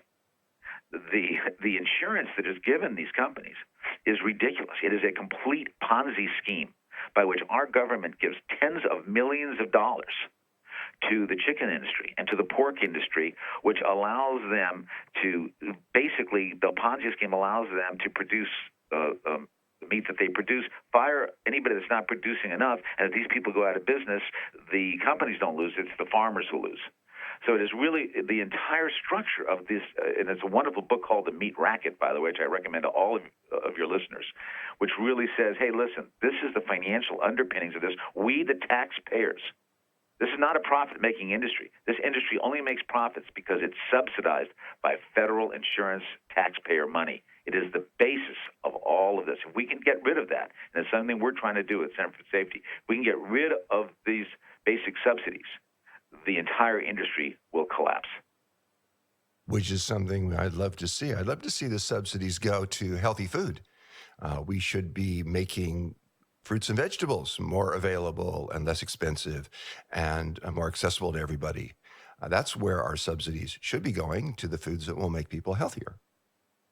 Yeah, you should also remember that, beef has one of the highest, per ounce, it's one of the highest pesticide contents that you can get when you're eating any food because of all the pesticide-laden grains that they're being fed. So not only do you have the hormones, not only do you have the antibiotics, you also have a huge pesticide load that you're getting from eating that beef. Earlier this year, Center for Food Safety sued Sanderson Farms, which is the nation's third largest chicken producer, for falsely advertising its chicken as 100% natural, even though their chickens are routinely given medically important antibiotics, are housed in intensive confinement, and have no access to the outdoors. Andrew, why is this lawsuit important, and what is the status of it right now? Yeah, that lawsuit is still pending. We're still in the litigation and discovery phase of that lawsuit. It's very important because obviously it is completely misleading and misbranding to the consumer to say, hey, my product is natural. Oh, yeah, but we use antibiotics. Now, Sanderson has now said they're not going to do that anymore in lieu of this lawsuit. We don't know if that's true or not, but that's what they're saying. But nevertheless, we know there's many other companies out there that are doing the same thing. They're claiming that they're, quote, natural, but then they're using antibiotics on their animals. I also want to say that everybody should know out there that this word natural is not something that they can depend on. We're suing to try and stop people from using it in this misbranding and misleading way. But folks, don't think because it says natural that it really means very much in this world. Natural can mean almost anything. There is actually no legal definition of what natural means. The Food and Drug Administration has refused to come up with a definition, so that word is basically meaningless. And basically they're just to mislead rather than to actually inform. Indeed. I want to talk with you about another lawsuit. Dwayne Anthony Lee Johnson was diagnosed with terminal cancer at the age of 42 in 2014. And as he was struggling with his advancing and eventually fatal illness, Johnson sued Monsanto, alleging that he developed a deadly form of non-Hodgkin lymphoma as a result of contact with the company's herbicides, which he sprayed as part of his job, which was as a school groundskeeper. In August of 2018, a jury unanimously found that Monsanto had failed to warn the public of the carcinogenic dangers of its Roundup herbicide, and the jury also ruled that Monsanto's signature products, glyphosate-based herbicides Roundup and Ranger Pro, are associated with non-Hodgkin's lymphoma, and that the company acted with malice and negligence in failing to warn consumers, and they awarded Dwayne Lee Johnson $39 million in compensatory damages and $250 million in punitive damages. This was a huge win for those who have been sounding the alarm about the dangers of these widely used herbicide products for years, and it was also a huge hit to Monsanto. Thousands of other cancer victims are now suing Monsanto and awaiting their day in court. Andrew, how do you see the significance of Dwayne Johnson's lawsuit against Monsanto? Well, obviously, we have known for a long time that Roundup, glyphosate, were a probable carcinogen. This has been confirmed by international studies and international report. It's really important, however, that this is fought out in court and that they're taking the penalty. Now, when we first started taking on Monsanto 25 years ago, everyone said you can't take on Monsanto. Well, I got news for everybody. We're still here, and Monsanto is gone. Monsanto was bought by Bayer, and they decided not to use the name anymore. So there is no more Monsanto. It's Bayer. And Bayer has taken a huge hit on the stock market. Its shareholders have taken a huge hit because they apparently did not believe that this product was cancer-causing, and they've taken a huge hit because of this, and as you mentioned, the thousands of other cases. So this is the beginning of the end for Roundup, which means also the beginning of the end for herbicides, because there is no other broad-spectrum herbicide like Roundup. Now they're going backwards. So that's why you see, for example, in some GMO products, they're going back to 2,4-D, which was an element in Agent Orange. They're going back to dicamba, which is a horrifying herbicide that volatilizes after it's been sprayed. It can come back up in clouds and actually travel a mile and come down on an organic farm and destroy that farm. There's cases all over the country. There's even been violence between farmers because of dicamba's volatility. And so if you even look at the whole GMO future right now, Roundup's on its way out. We've got herbicide-resistant weeds that are totally resistant to Roundup. We know now that it's carcinogenic. We know they're being punished in court for that. Agent Orange isn't going to work. And also dicamba, we've already seen resistance to that and lawsuits across the country. And it brings up another point, which is that, we call them herbicides and we call them insecticides, we call them pesticides. That's really wrong. As Rachel Carson said in Silent Spring, these are all biocides. We call it a herbicide, but it's killing a human being. We know these herbicides kill birds. We know these herbicides kill a number of other endangered species. They're biocides. They're not limited. When we say insecticide, that tends to have us think, oh, that only kills insects. No, that also kills human beings. That also kills animals. And that also, the same is true with fungicides. Oh, that just kills fungi. No. These are all biocides.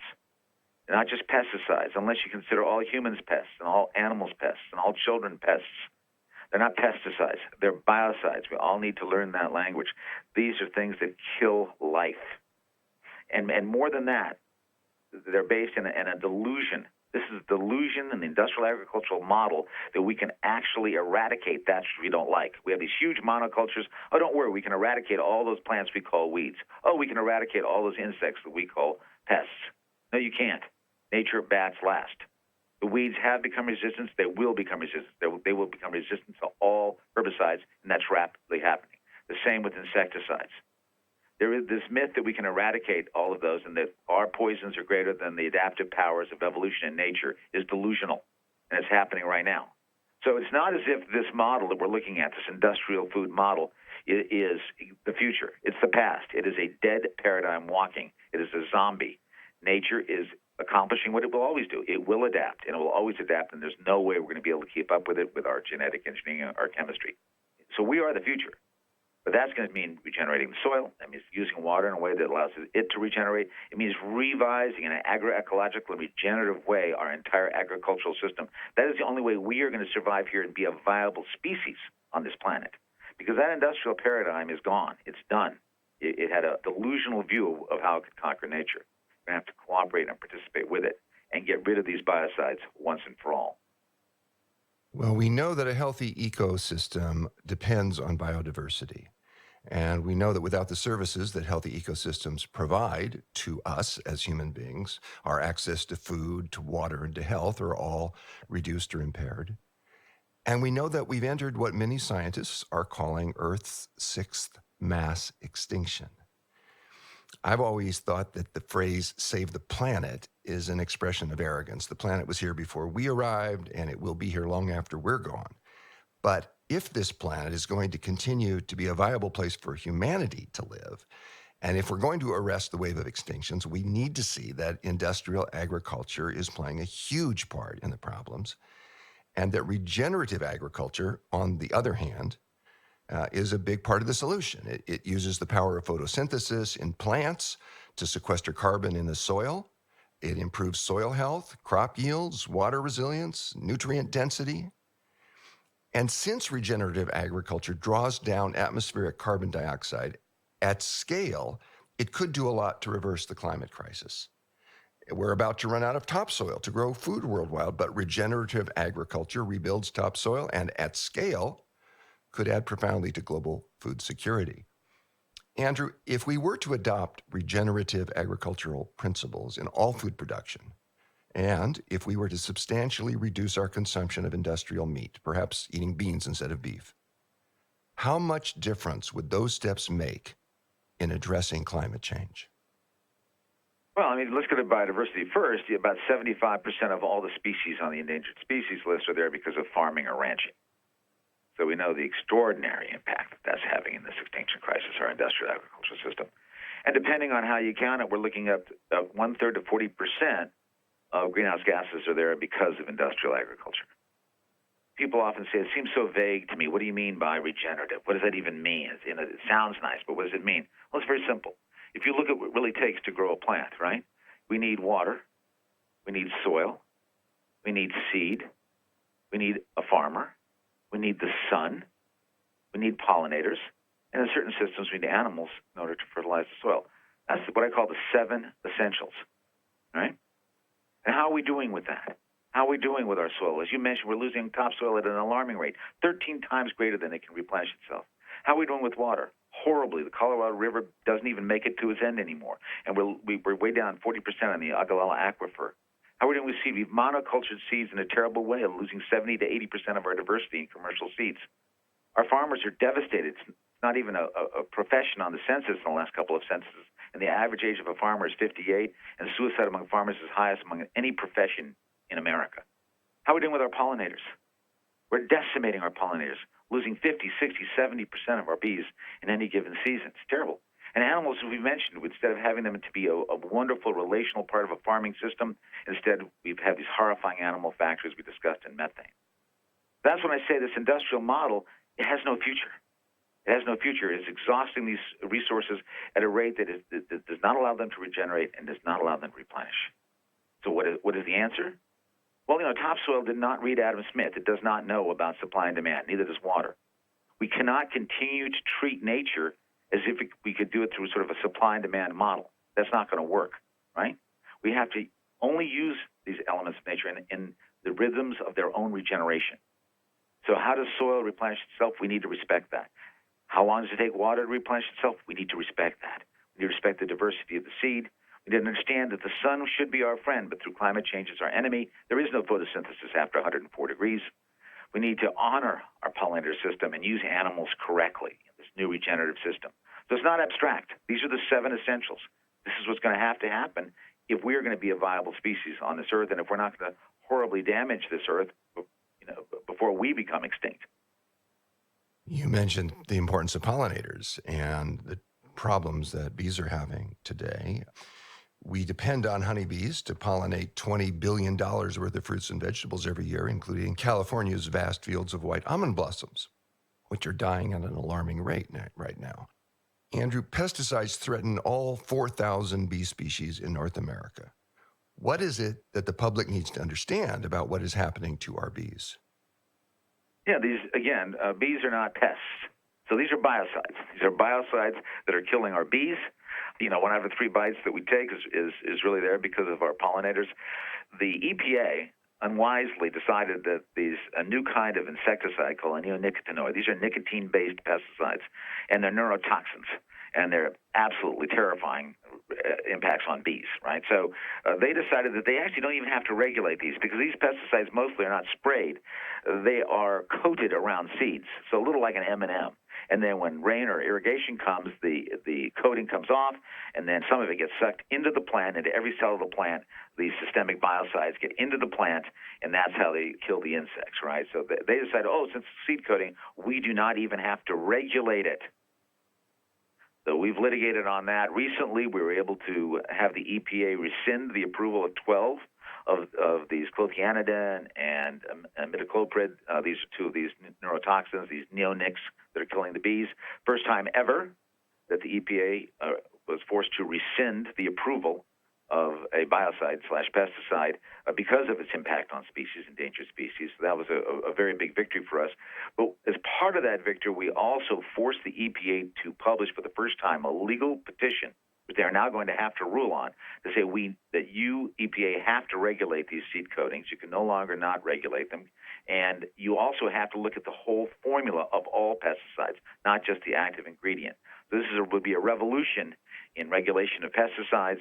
And within the next year or 2, they will either agree to that or we will be in full litigation, forcing them to regulate not just the neonics that are sprayed, but those that are part of these seed coatings, and to not just look at glyphosate as far as Roundup and all the other biocides, but to look at the whole formula. Because quite often, and and I'm sure your listeners know this, quite often it isn't the main ingredient, the active ingredient, that's the worst part of these pesticides.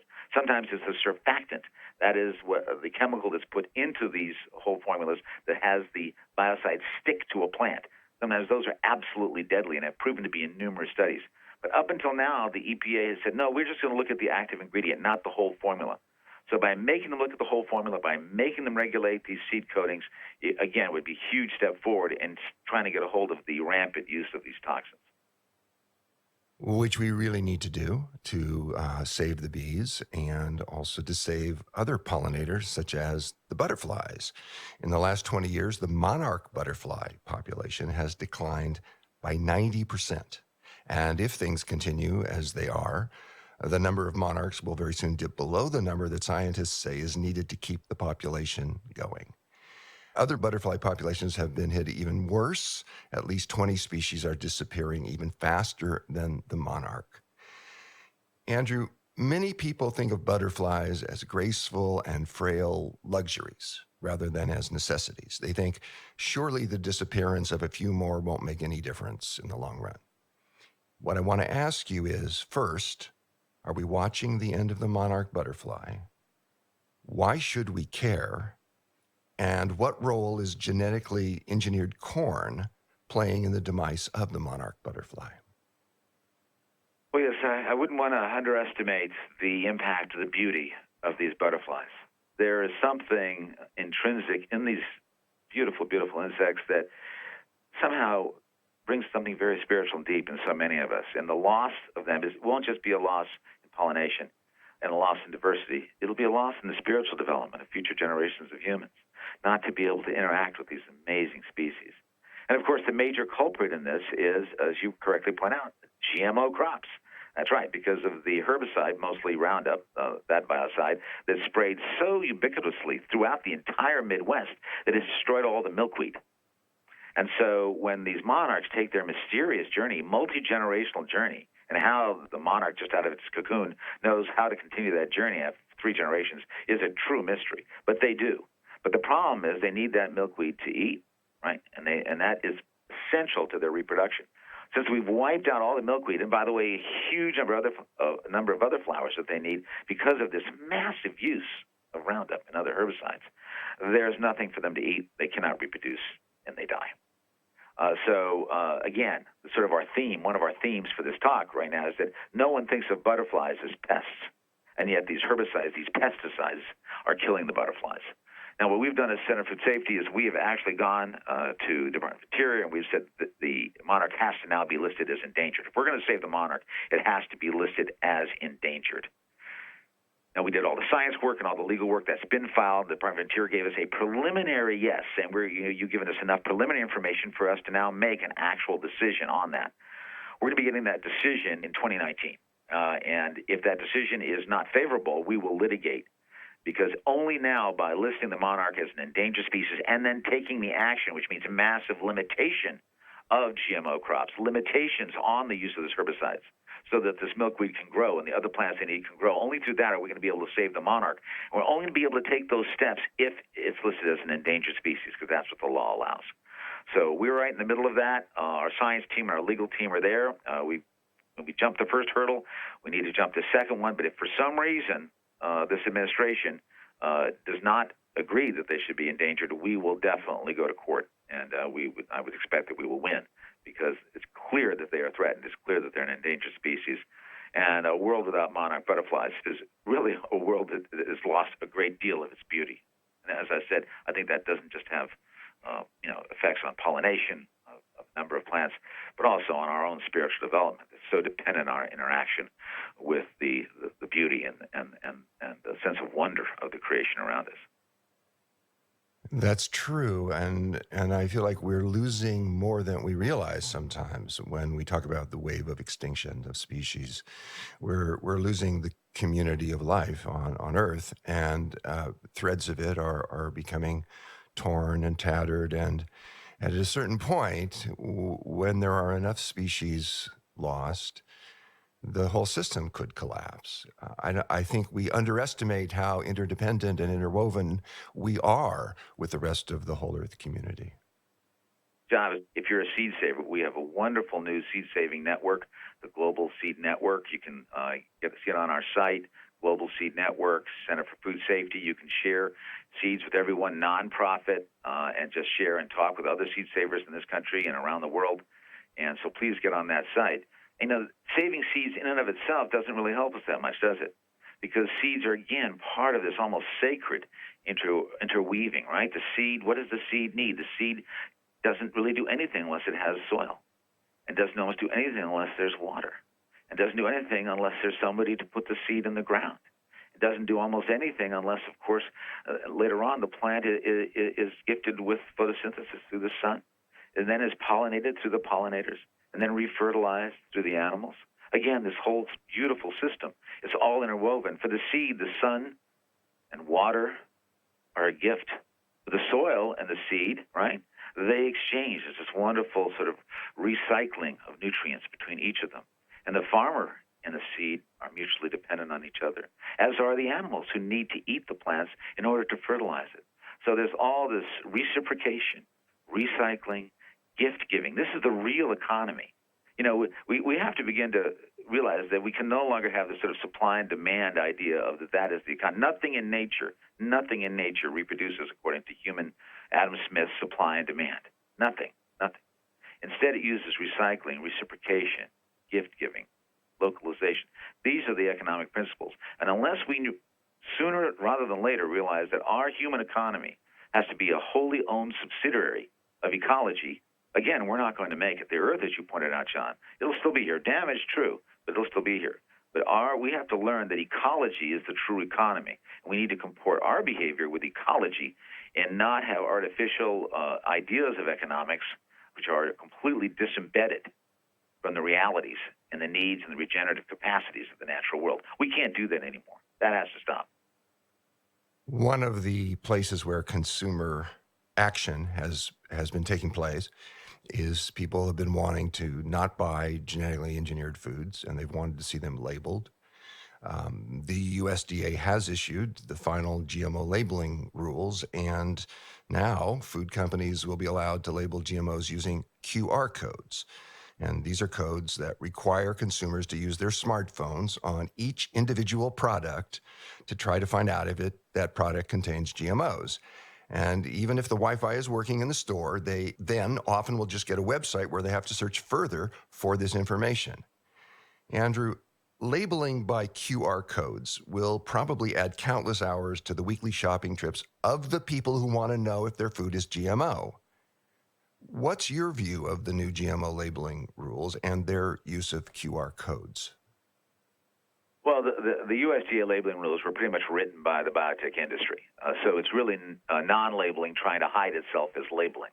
So you mentioned these QR codes. Well, first of all, upwards of 120 million Americans don't even have these phones. And that tends to be the rural, the poor, the elderly, disproportionately minority. So it's on its face discriminatory. You're literally saying the USDA and these companies who are using these QR codes, and companies like Coca-Cola and Nestle's and others have said they are going to use them. So we have a corporate campaign against them. So again, if you want to be involved, get on our Center for Food Safety website. They are literally saying, yeah, we're fine. We have no problem with discriminating against the elderly or the poor or the minorities or the rural. We don't care if they don't get the labeling. So right off there, it is on its face discriminatory. And then as you point out, it's ridiculously impractical. The USDA, and we forced them to reveal this study through litigation last summer. The USDA did its own study to see if it was efficient. Do these QR codes even work for those that have these phones and enough money for the application? And they found that it didn't. They had 70, 80, 85% of the time it did not work in the store. So you have something that 120 million can't use. The rest of Americans it will not really be able to use. And so it's just non-labeling, hiding the labeling. Can you imagine the frustration of being in the store? You've got your kid or two kids there. You're trying to shop, and you're trying to look at every one of the breakfast cereals or every one of the products, and then you can't get on the website, and then there's no coverage in the store. Not just adding hours, adding frustration, and still not even getting the answer. And then they also say, maybe you can use an 800 number. Oh, yeah, and maybe just say, for more information, call. These are all excuses to not label. So we're going to litigate. We are litigating against the QR codes. We're litigating against anything that is not either text or symbol on package labeling. That is what is required. The USDA's own studies show that is the only way of labeling that actually gets through to people. And it is, again, a complete misbranding, mislabeling. Shame on the companies, shame on USDA for trying to hide the fact that they are using GMOs through this non-labeling, hiding as labeling. And it has even a greater impact than that. What they're really after here isn't just GMOs, John. What they're after is every kind of labeling could now be shifted over to QR codes, nutrition labeling, you name it, ingredient labeling, everything. Their idea is if we can shift all those labels onto QR codes, making them almost impossible for a consumer to actually access, that means we have the entire packaging for our advertising. And we can hide the red dye number 2. We can hide the calorie labeling by just putting on these QR codes. So this is the beginning of a anti-consumer, anti-transparency revolution by the companies, by the Grocery Manufacturers Association in particular, who came up with this, quote, smart label program as a way to start with GMOs, but that's just opening the door. They basically wanted to take away all that informational labeling that we need and that we want. We need for our families to be educated buyers. And they want to put all of that on these inaccessible QR codes so they can just use the entire package for their advertising. That is really where they're going with this, why it's so important for us to stop it and stop it now. It is very important. And I remember polls that showed 90%, 92% of Americans wanted GMO foods to be labeled. It's very hard to get that high a percentage of the American public to agree on just about anything. But that's the percentage that wanted labeling, and yet this is what we get. It's enraging. It's an attack on our right to know not just which foods are genetically engineered, though that is very, very important, but as you mentioned, it is actually an attack on our right to know what's in our food, how it was produced, what ingredients are used in its makeup. It is as though there is this backlash against the food revolution's effort to unpack what's in our food and make it available to people so they can make informed choices that truly serve their health. Absolutely, it's anti-democratic, and that they're hiding under the veil of transparency. Oh, we're trying to make things known. We're trying to make things modern through QR codes and computer nonsense, absolute nonsense. And the reason that they're starting with GMOs is because nobody gets up in the morning. No American gets up in the morning wanting to buy a GMO food. Their revolution will fail in the marketplace if people are informed, because genetic engineering has done nothing to help the average person. Not lower costs, not more nutrition, not less fat, nothing, zero, right? It offers no advantages. It only offers risks, and real risks, including much larger residues of these biocides, these herbicides, much larger residues of these biocides that we know many of them are carcinogens. So it only offers risks, no benefits. So an informed person in the supermarket, why would they ever buy a GMO product saying it offers me no benefits, no lower price, no nothing, only risks? Of course they would buy the non-GMO product. They know that. And they know that if they're not going to, this whole industry, this whole technology that's been touted for 25 years is going down the drain if we have an educated consumer, if we have an educated buyer, because they have failed to do anything that would help the average person. Instead, all they're doing is selling more and more of these biocides, chemicals, spraying them more and more of our land, contaminating more and more of our air and water, hurting more and more species, including creating cancer in those who are applying those chemicals. I want to ask you about one more genetically engineered topic, which is genetically engineered salmon. In March 2019, the FDA announced that it was lifting a 2016 import alert that had kept genetically modified salmon and salmon eggs from coming into the U.S. And lifting the import alert clears the way for genetically engineered Aqua Advantage salmon to be sold in the U.S. potentially as soon as next year. And to date, this is the only genetically modified animal the FDA has approved for human consumption. I know that Center for Food Safety has compiled a list of retailers who have policies not to sell genetically modified seafood, and these include Albertsons and Giant Eagle, Kroger, Safeway, Target, Trader Joe's, Walmart, Whole Foods, and a large number of other natural and organic food retailers. Andrew, first of all, thank you and Center for Food Safety for your work to support all of us in keeping this product off the market and making us aware of what it's involved. What do our listeners need to know about the current state of the GMO salmon issue? Now, we're currently right in the middle of litigation on this. There was a huge battle where the Bounty did not want us to be able to get discovery on their safety testing, on how they had worked with the FDA to get this approval. We beat them. We had to go to the Ninth Circuit. We had to go to appellate court for the court to say, yes, you have the right to get all of that discovery. Well, we won that. And now we have the discovery. Now we're actually in, fisticuffs. We're right in the middle of litigating. We obviously believe that approval was wrong, needs to be rescinded. There's health effects that could happen from these salmon. If they escape, there could be huge problems with contamination of the native salmon that we spent so long trying to protect. They believe that if only 60 of these salmon were to escape, only 60 from their pens, in a very short time, they could contaminate and make extinct an entire native population of 60,000 salmon. That's actual scientific peer-reviewed research.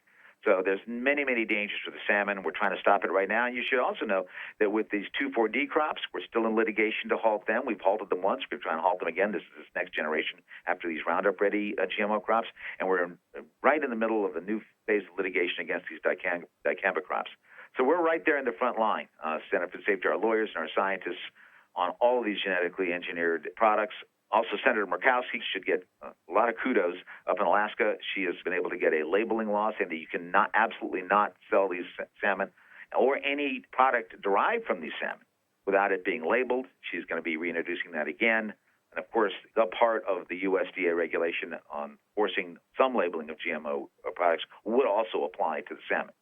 So we will make sure that everybody knows, should those salmon ever make it into this country, and I'm not sure that they will. I hope we will defeat that in court. But should we not, or should they be able to get there before we can have that victory, there will be some form of labeling, and we will inform everyone what that is. And again, continue to work with retailers to say, no way, you don't want this as part of your product line. You really don't. No, you really don't. And I'm glad that Center for Food Safety is on this. All of our listeners, I'm sure, join me in appreciating that effort that you are performing on all of our behalves. There's so much that Center for Food Safety is doing that is of so much value to all of us that it's really a joy for me to speak with you, Andrew. And I want to ask you one more question. Is there anything else that you would like our listeners to know that we haven't had a chance to talk about? I think that overall, we need to, all of us in this food revolution, understand and really internalize this, if we can, all of us, that we are the future. And it's so exciting, and it's been so exciting to see the growth in organic. And then to realize that organic is just the floor, that we're going to build this wonderful house of regenerative agriculture above it, right? Organic's just the floor, right? We're going to have local and appropriate scale and humane and socially just and biodiverse food production. That's what we're all working on right now, to build from that floor that new house, the future of food that we're looking at. I cannot tell you how heartwarming it's been to me to see the understanding of how important soil is. We've seen a whole soil movement the last 2 or 3 years where people understand not only the mystery and the magic of what's going on in soil, but as you were saying, it is actually an answer to addressing climate change by actually sequestering carbon. Not just stopping carbon, but actually sequestering what's out there. So how critical is that? It's so exciting to see that movement happening. It is so thrilling to continue to see this movement against industrial meat and to be defeating these ag-gag laws, one after the other, going down so that people can know exactly the true horror and crimes that are going on inside these animal factories. So this food revolution is happening. There are the zombies. Now, remember, zombies are dangerous because they can eat your brains, right? We don't have the water. We don't have the soil. If they keep going, we won't have the pollinators. We won't have the farmers, right? Much less the animals. So their paradigm's dead. It's done. It's zombie. But it's still very, very dangerous. So we need to, with all of our might, accelerate our food revolution in all the ways that people are doing it, by saving their seeds, by going after these corporations, by saying no to industrial meat, right? By saying no to GMOs, by saying yes to organic and beyond and regenerative.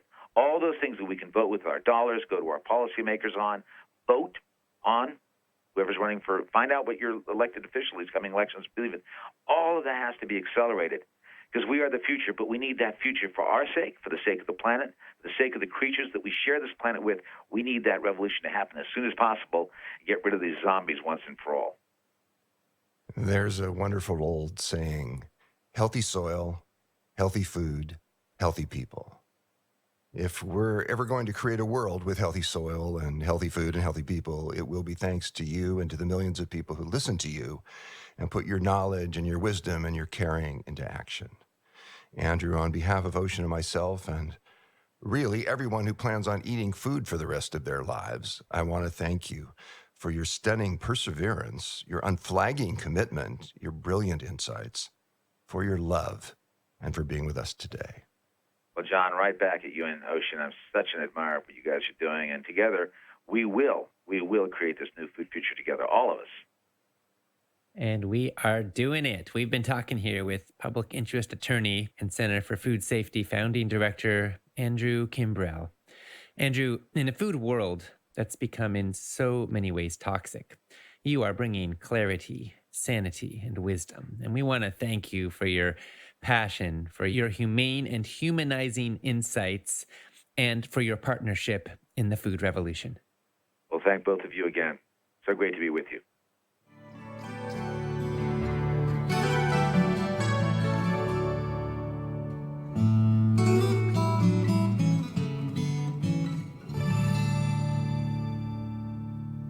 Thank you so much to Andrew Kimbrell and to my dad and colleague John Robbins for that mobilizing conversation. To express your opinions on what you're hearing and to find out what others are saying, post and engage in the comments section on our broadcast page. Make sure to refresh the comments so you can see the most recent ones that have been submitted. Our next presentation will be an interview with best-selling author, Institute for Responsible Technology founder, Jeffrey Smith. It will start at the top of the hour in approximately 10 minutes. Rachel Rand said, I would like to thank Andrew Kimbrell for his years and years and years of working on behalf of Mother Earth and all of us. Without Andrew, I don't know where we'd be. Thank you. And don't forget to donate to his organization who work on our behalf. Yes, truly, Rachel, thank you for celebrating with me and with so many of us Andrew's brilliant voice and brilliant work. And for those who want to make a contribution, you can donate at centerforfoodsafety.org. They depend on our support, and they are certainly supporting all of us with their amazing work. Betsy McCabe said, wow, thank you so much for having Andrew Kimbrell in the Food Summit. I'm so in favor of getting rid of the subsidies. We need to get rid of factory farming. I have a husband that isn't wanting to give up meat. I've been able to get him to buy grass-fed, grass-finished beef, and free-range chicken that are not given antibiotics. I've cut mine and my husband's beef consumption to once per week. I'm trying to come up with some good whole food recipes so I can start substituting meat a few times per week. Well, Betsy, thanks for sharing. And yes, I agree with you on getting rid of these subsidies. You know, the U.S. taxpayer in this country, in the United States where I live, we provide through our government tens of billions of dollars a year to subsidize commodities crops, bringing down the price of things like Wonder Bread, Twinkies, and high fructose corn syrup. When I was in negotiations with Coca-Cola a few years ago around labeling of GMOs, which went pretty far, by the way, we learned from them that they are non-GMO in Europe, where they use non-GMO beets as the source of the sweetener for Coke. But in the U.S., they are primarily using high fructose corn syrup. And when I said, why couldn't you go non-GMO and use beets here? They said, oh, well, it's subsidized here. We couldn't afford not to use high fructose corn syrup. Striking, isn't it? So I think we could make a pretty big change pretty quickly by shifting the subsidy system. And if we're going to subsidize anything, why not make it more affordable to buy broccoli and nuts and seeds and kale and cabbage and healthy, wholesome foods that actually bring down the cost of healthcare and uplift the health of our society? It seems to make a lot of sense, doesn't it? I appreciate your interest in getting more recipes. I'm sure you've noticed we have recipes of the day every day throughout the summit on our broadcast page. Please take advantage of those and enjoy them. And if you join Whole Life Club, our membership community, you will have ongoing support to help you land the plane, to help you integrate all of this day in and day out for life, and that includes 5 delicious, fabulous plant-powered recipes every week. So there's a little invitation and a resource that might be of value to you. We heard from Luann Derawi, who said, I am excited that there is a growing movement to return to sustainable living and farming around the world. Yes, Luann, I am too. We heard from Carol Allaire, who said, thank you for this great speaker, very eye-opening. Let us all know what we can do to help raise awareness and stop these terrible practices of biocides and factory farming. Food Revolution Army, ready and willing. Well, thank you, Carol. And yes, thank you so much for your interest and your passion and your willingness to step forward. We all have so much we can do. Of course, most powerfully of all, we vote every day with our knives and forks and with every dollar we spend for the health we want and for the world we want. So when you bring your food choices into integrity with your values and what you want for your life and your planet, you are casting a vote not just at the ballot box once a year, but every single day of your life. And those votes count and they make a huge difference. If you want to go further, you can organize in your community. You can spread the word to friends and family. You can organize to get schools to serve healthier food. You can organize to get shifts in government policy. You can hold companies accountable. You can post on their Facebook pages, letting their audience know, letting their fans know what their practices are, and celebrating good choices and also publicizing bad choices so they have some incentive to do the right thing. There are so many steps we can take. In 31 Day Food Revolution, my new book, I actually dedicated part 4 to how we can be food revolutionaries and how we can change the system. And the spoiler alert is it's a whole lot easier to change the world than you probably ever imagined. And we are changing the world. I want to give you a few pieces of good news here. Did you know that sales of organic foods have increased 26-fold in the last generation? They now exceed 5% of market share in the US, even more in Europe. We have seen in the last 15 years a 3-fold increase in farmers markets and also in community-supported agriculture programs. 9 U.S. states have joined the entire European Union in banning gestational crates for pigs. Australia's 2 largest supermarket chains now sell only cage-free eggs in their house brands. In the United States, certified non-GMO products have gone from nothing in sales to $25 billion in sales in the last 8 years since we held our first summit. Sales of natural foods have now grown to over a $100 billion industry in the United States alone, and younger consumers are leading the way and are more likely than even older folks to stand up for healthier food. So that's good news for our future and for all of us. And we're making this happen, folks, every time we choose real food over processed junk. Every time we support organic, non-GMO, fair trade, plant-based foods, we are taking a stand for a healthier life, and we are contributing to what is now becoming an epic shift in the way that food is produced and the way that food is thought about in the world around us. Ali Witt asked, is it a federal law that poultry can't be given antibiotics or hormones? Well, Ali, let's break those down for a second. With antibiotics, the answer is no. It's not a federal law. The chickens are given a lot of antibiotics today, and it's dreadful. They're given them to make them grow weight faster and also to keep them alive under deplorable conditions. And we are breeding antibiotic-resistant bacteria in our factory farms. In fact, if you were to walk into a conventional broiler or layer hen operation today, you'd better wear a hazmat suit because you will be exposed to antibiotic-resistant bacteria that could be lethal. 80% of our birds today in supermarkets carry antibiotic-resistant pathogens. This is alarming and concerning, and we got to take action on it. Hormones are another story. Chickens have hormones, like all living things do, but there are no additional hormones added to chickens. That's not how the industry works.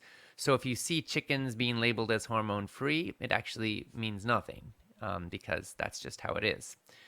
We heard from J.C. Smith, who said, thanks so much, Ocean. I'm glad I made the early investment for the recordings. Well, wonderful, JC. I'm glad you did too. The wonderful thing about the empowerment package is that you can still join in all of the summit live. You can still catch the replays, but you don't have to worry if you want to listen to it again a second or a third time. And if you may miss a day or a segment, you don't have to worry because you'll own it for life. We heard from Patricia Gray, who said so much vital information is being presented here. Our lives are on the line. This is my second year listening to the summit.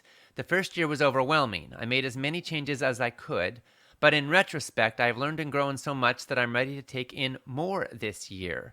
I now understand why a plant-based diet is so important to saving our planet and our lives. Thank you so much. P.S. Ocean, I really like your comments at the end of the presentations. I wish they were included in the recordings. Well, Patricia, they actually are included in the recordings. In the replays, there's always a YouTube version, and there's also individual interview versions, and the YouTube version has everything. We heard from Renee Putnam, who said, I've been taking notes like crazy, trying not to miss anything. I didn't realize so much is happening that I didn't know about. Now I understand more about GMOs, herbicides, and pesticides. Wow. Such valuable information from these experts. Looking forward to the third talk about GMOs. Well, Renee, you won't have to worry about taking notes anymore because our team is going to gift you with an empowerment package. So now you will own the transcripts along with the entire summit for life. And one of the really special things I think this year that we've just added for the first time is action checklists to help make it easy to absorb and digest some of the most critical insights from each of our speakers. So congratulations, all of that will be yours, and I know you will put it to great use. Kathy Thompson said, this is mind-blowing information. We must get our government to work for us instead of just for the interests of mega agricultural corporations. I don't want to miss any of the interviews, so that's all I'm going to say right now so that I can continue to pay attention. Well, Kathy, thanks for paying attention and joining us in this movement. We're so glad you're here. So now it's time for us to move to the next segment of our broadcast, an interview with Institute for Responsible Technology founder Jeffrey Smith.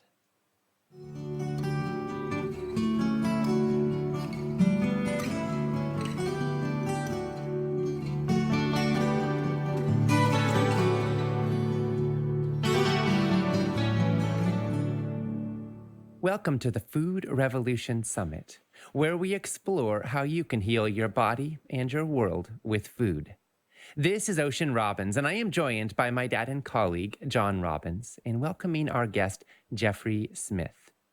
Behind all the politics and all the special interest dollars, what's the real scoop on genetically engineered foods? In this interview, you'll find out what's at stake and how you can protect yourself and your family. Jeffrey Smith's meticulous research has made him a world authority on the dangers of genetically engineered foods. He is founder of the Institute for Responsible Technology, a nonprofit education and advocacy organization that has informed and mobilized millions of people on 6 continents. He's author of the world's best-selling ever book on GMOs, Seeds of Deception, and producer of award-winning films like Genetic Roulette and Secret Ingredients. Jeffrey has lectured in 45 countries, counseled leaders from every continent, and appears regularly on programs like BBC, NPR, Fox News, The Doctors, and The Dr. Oz Show. So now, Jeffrey, my dad and I are so grateful for your work, and we're so glad to have this time with you. And now for this interview, I'm going to hand it over to my dad and colleague, John Robbins. Well, thank you, Ocean, for that introduction. And thank you, Jeffrey, for being with us again today. I'm really delighted that we get to have this conversation. Me too. And you ask the best questions. I've had 1,000 interviews, and I think that you're the best. Well, thank you. Thank you for that. Let's start with your new film, Secret Ingredients. I watched it. I loved it. There are an increasing number of families today who have kids who are suffering from intractable, even debilitating health problems that are hard to diagnose. And these families are spending enormous amounts of time and energy and money trying to help their kids, and oftentimes with very little to show for these efforts. These parents, quite understandably, feel frustrated and exhausted, even angry. In your new film, Secret Ingredients, Jeffrey, you have both pediatricians and parents speaking of removing genetically modified foods and pesticides from the diets of sick kids. And then these children experience remarkable results. Can you tell us about one of these children's health journeys and the diet changes that they made and that has particularly moved you? Well, in the film Secret Ingredients that I did with Amy Hart, we chose Kathleen DiChiara and her family of 5 to be the primary protagonists. And we visited their home in Rhode Island, and her family of 5 had 21 chronic conditions between them. And the one that was most dramatic was her older son, Stephen, who had all sorts of issues. He was unable to speak for many years. He was conveying his desires through gestures. And the expert that they consulted said that he would never speak, never have a social life, have to have medication, and never live on his own. And now he is a straight A student with plenty of friends, no articulation disorder, no problem speaking, no therapy necessary whatsoever. And he was one of 5 members of the family that really conquered their chronic conditions. And the way that they got there was quite dramatic. You see, Kathleen is, you've heard of type A personality. She's kind of a type A plus. When she realized that food may be damaging her family's health, she became an expert at nutrition. She read over 200 books, listened to over 800 hours of expert interviews, spent 1,700 hours getting a degree or 2 in nutrition, and started to experiment on her family. And as she experimented, she started to remove things like preservatives and dyes just to see what the results would be. And she found that over time, there was a reduction in the quality or levels of chronic illness, but they were still struggling with 21 chronic conditions. When they finally understood about GMOs and Roundup herbicides and the other poisons that were in their conventional food, she switched to organic, and very quickly, all of the problems went away. What an extraordinary outcome for this family, and the implications of this are for all of us. Almost all of the people with autism have substantial gut disturbances. Jeffrey, do you think these 2 disorders, the autism and the gut problems, are linked? And if so, what role might GMOs be playing? Yes, John, I think that there is obviously a relationship between autism and digestive disorders because that is such a prevalent symptom of children on the spectrum. Now, I understand that autistic kids have oftentimes an imbalance of gut bacteria. They may have leaky gut. They may have problems with their old digestive tract. And these are issues that are very strongly tied to the consumption of GMOs and Roundup. What is it about a GMO, about a BT toxin, or about Roundup that's sprayed on most GMOs that might affect digestive health? And it turns out there were dozens of data points that demonstrated that why it was such a popular symptom associated with getting better when you switch to organic. Well, you mentioned the BT toxin. Many genetically modified seeds have been engineered to secrete the BT toxin in every cell of the plant. And this is particularly true in corn plants. And we eat a lot of corn in this society. I'm not talking about corn on the cob, but corn is an ingredient in almost all of our processed foods. And the BT toxin has been now found in human fetal blood, which is disturbing. I find it deeply disturbing because BT toxin has been shown to be highly toxic to the human embryo's kidney cells. Jeffrey, what do our listeners need to know to understand the situation with BT toxin, what it is, what it might be doing to their microbiomes, and how they can avoid consuming it? The toxin is there on purpose to kill insects. BT stands for Bacillus thuringiensis, which is a type of soil bacterium. And if you were to gather up the bacteria and the spores and spray it on plants, you'd kill certain insects because the toxin would end up inside the gut of the insect. Then it would become toxic because it waits till it gets inside that gut, and then it becomes toxic. And then it pokes holes in the walls of the gut of the insect to kill it. And they said, the biotech industry, the regulators that allowed the BT toxin in the crops, they said, well, BT has a history of safe use. because even organic farmers use BT, and it washes off and it biodegrades. But they say it has a history of safe use and it does not affect mammals, including humans. It only becomes a toxin in the alkaline gut of an insect. Well, it turns out their entire reasoning for allowing BT toxin to be in corn and not requiring any toxicity tests was because they ignored peer-reviewed research. BT toxin was associated with damage to mice. It was associated with immune system responses in mice and humans, and actually holes in the or damage to the intestinal walls of mice. And when they took the BT toxin from corn and exposed it to human cells in a laboratory, it poked holes in those human cells. And it was found actually that the holes were the same kind of holes that would kill the insects. Also, the toxin, normally under its spray formulation, has a kind of a safety catch that requires the alkaline gut of an insect. But the scientists, when they create the BT toxin in the corn, they remove that safety catch so it's immediately toxic. And other research has shown that it damages the stomach of mice. It can damage the microvilli, and it might also impact gut bacteria. And you're right, it was found in the fetal blood.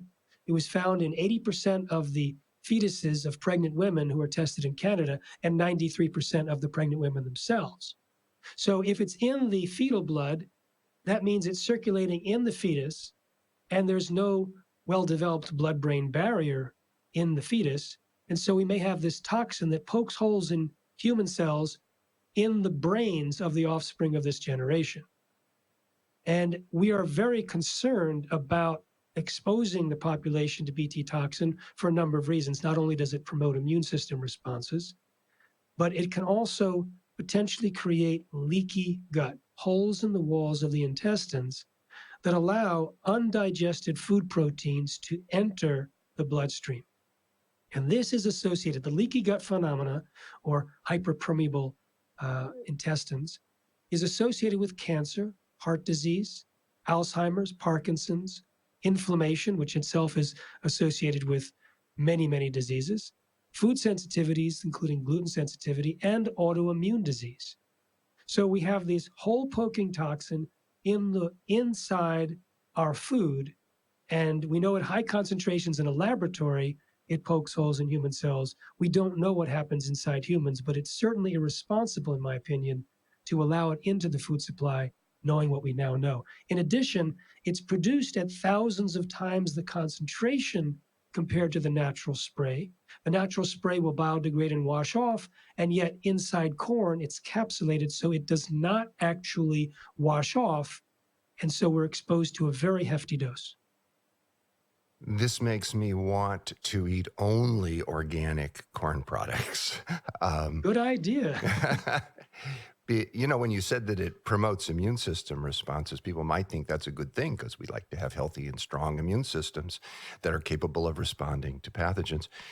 But actually, the type of immune system responses that BT toxin promotes are highly associated with autoimmune diseases, where the immune system is hyperactive and is attacking the body's own cells. So to me, this is yet another reason, as if we didn't have already enough, to avoid these foods.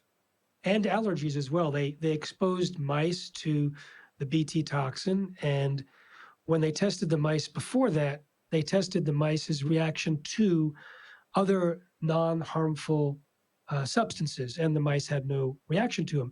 Once they were exposed to BT toxin, they started to react to other things. And so that means we may become hypersensitive in terms of allergic reactions, which can be very serious and even life-threatening. You know, I want to switch gears just a little bit here to talk about labeling. Over the last number of years, many states tried to create labeling laws that would require genetically engineered ingredients in foods to be labeled. Those were narrowly defeated in many states, thanks to the efforts of Monsanto and the Grocery Manufacturers Association, which spent many, many, many tens of even hundreds of millions of dollars to defeat these efforts to give the public the right to know how their food is produced. Well, last year, the U.S. Department of Agriculture established the first ever federal guidelines for labeling genetically modified organisms, or GMOs. And at first glance, this might seem to many people like a win for consumers who want to know where their food comes from and how it's made. We're going to have labels. But it's clear to me that these new GMO labels are going to fail to provide clarity for consumers while offering major loopholes for the pesticide and the agrochemical industries. Let me explain that for a minute. One example is that the acronym GMO, which has been prevalent for years, and most Americans who care how their food is produced are aware of its meaning. But the agricultural lobbyists have convinced the USDA to change the terminology. And henceforth, GMOs will be officially referred to as bioengineered foods. And this is a term with which the general public is completely unfamiliar. Jeffrey, is this a transparent attempt to rebrand GMOs to avoid detection? This is so blatant, John. It's incredible. It's what we call a fake labeling bill. First of all, most of the products that would be called non-GMO by you and I would not actually be labeled at all. First of all, the USDA requires that a product be testable in its final form, which means things like high fructose corn syrup, which may come from 100% GMO corn. You can't verify from the final test which type of corn was used in the input, and so that would not require labeling. Similarly, corn oil, so many items. I used to work as a vice president of marketing at a GMO detection laboratory. We'd have to explain to people who wanted to get their products tested that you really need to test the inputs because the output in the final processed food may not tell you. Secondly, there's a whole new slew of GMOs, some introduced, some waiting to be introduced, and many, many more in the pipeline called gene editing, which is very inexpensive. In fact, it's so inexpensive, there's essentially a gold rush in the gene pool right now where companies are trying to quickly edit genes and patent them and introduce their products before the patent expires. And so they're targeting everything with DNA, and the gene edited products are not subject to labeling. They're being very specifically ignored by every aspect of our government. In fact, no regulation is required. If you edit something in the typical way, you can write a letter to the USDA that will confirm to you that it has no jurisdiction to review or evaluate your new GMO. Same thing, the EPA, same thing with the FDA. So it's basically people are on their own to create these gene-edited GMOs and introduce them, and it certainly won't be labeled. Also, milk, meat, and eggs from animals that are fed GMOs won't be labeled. If there's up to 5% contamination of GMOs, that can go unlabeled. You can actually use a symbol to promote GMO content in addition to bioengineered. The word BE can be in the symbol. No one knows what BE is. We did a little contest to try and name BE, and the winner named it Buy Elsewhere. So if you see BE. However, they also can use QR codes, which are those complicated pixelated patterns that you have to whip out your cell phone, your smartphone, take a picture of, navigate to a website, navigate within the website to figure out the GMO content, or there may be phone numbers or text numbers or URLs listed on the page. So all that's a way to slow down and basically deter someone from looking to see if, in fact, the product contains GMOs. And on top of that, the whole fake labeling scheme is not required until 2022.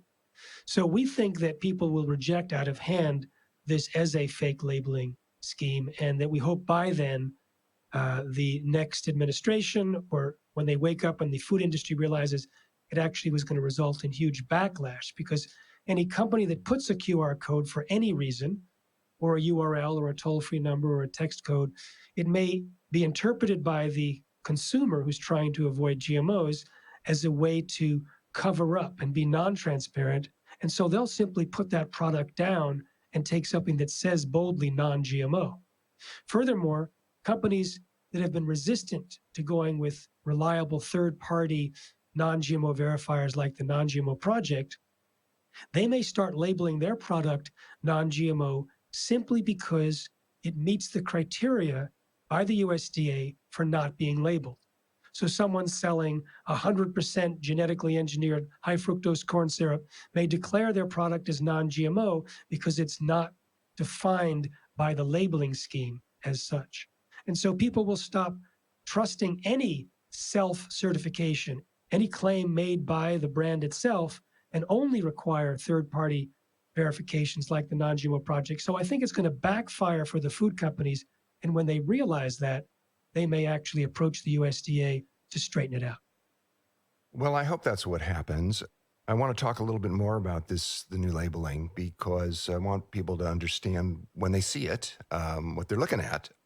The new label will feature a stylized landscape with a crop sprouting under a blue sky ringed by a green circle and the word bioengineered, or the letters BE, which to me, by the way, I think of being and existence and presence, and it's like a positive word, to be or not to be, you know? But that's not what is meant here. This is bioengineered, which is a new word that basically means GMOs, but they've used it to be less than transparent. And the new symbol strikes me as deceptive. It features farmland, a healthy plant, and a sun as the new symbol for GMOs, which are now to be called bioengineered. And this paints a pretty picture of a much darker and more dangerous reality. The symbol implies that any product bearing this label is natural and healthy. But these products strike me as exactly the opposite. And I know they would strike you that way too. Jeffrey, can you explain? Most GMOs, as you know, John, are engineered by chemical companies to withstand spraying by their own chemicals. The most predominant GMO are called Roundup Ready. Soy, corn, cotton, canola, sugar beets, and alfalfa are all engineered to withstand sprays of Roundup herbicide. This gives farmers the advantage of being able to spray Roundup over the entire field after the field has emerged from the soil, and it kills all of the other plant biodiversity in the field, but not the GMO engineered to withstand it. Unfortunately, Roundup gets absorbed into the crop, into the food portion, and we eat that. Now, if you look at the nature of Roundup's chief poison called glyphosate, it has a lot of properties that we can say basically alter or harm the fundamental foundations of our health. The World Health Organization's Cancer Committee declared it a Class 2A carcinogen, meaning it's a probable human carcinogen, and it definitely causes cancer to animals, according to the committee. It binds with minerals, making them unavailable, so that can shut down a lot of metabolic pathways, including a pathway that creates the precursors to neurotransmitters that we should love, like serotonin, melatonin, and dopamine. It affects hormonal balance. It's patented as an antibiotic, so that can damage the gut bacteria, which is so important for health. It's important for detoxification, immune system, and digestion. It damages the mitochondria, which supports our health in many ways, including our energy levels, both for our body and for our brain. It's linked to birth defects, and I'm just getting started. Now, it's a unique molecule, and because of it, it's so unique, it has this ability to disable or damage so many of the fundamental systems of our body, and it's been linked to numerous diseases. And we think that when people get off of GMOs and switch to organic food, that one of the things that they benefit from is the lack of this exposure to Roundup. And so that's one reason why we say to people, going non-GMO is not good enough these days, because farmers now use Roundup to dry down, as a desiccant, to dry down the cereals, the grains in the United States, like oats, which has higher levels of Roundup or glyphosate residues than even soybeans and corn that are GMO. It's sprayed on wheat and barley and rye. It's also sprayed on the beans and the lentils, for example. It's sprayed on potato fields and sweet potato fields. It's used in vineyards. It's found in wine and beer and orange juice. It pervades our food supply. It pervades our non-organic food supply. So right now, I've changed my appeal. Instead of saying, as I used to, eat non-GMO, and if you can, eat organic, I say eat organic, and only if you can't eat all organic, at least eat non-GMO. Well, that's a telling shift, and I think it's warranted. Glyphosate is the active ingredient, of course, in Roundup, the primary one, and it's the most widely used pesticide in the United States and in the world. Its use has skyrocketed over the last 20 years, primarily due to crops like soy and corn that have been genetically modified, as you said, to be tolerant of this weed killer. But along with that tremendous growth in use has been a tremendous growth in concerns about the health issues. And as you mentioned, the World Health Organization has formally deemed it to be a probable human carcinogen. And recently, a jury awarded a school groundskeeper a multi-million-dollar judgment against Monsanto and Bayer because he had developed cancer after years of using Roundup in his work. And the decision has paved the way for thousands of other cancer patients and families who are seeking justice and compensation in court now. Can you tell us about these lawsuits? Actually, I know a great detail about them. I appeared on the Doctors TV show with the lead attorney, Brent Wisner, and interviewed him in a 6-part interview.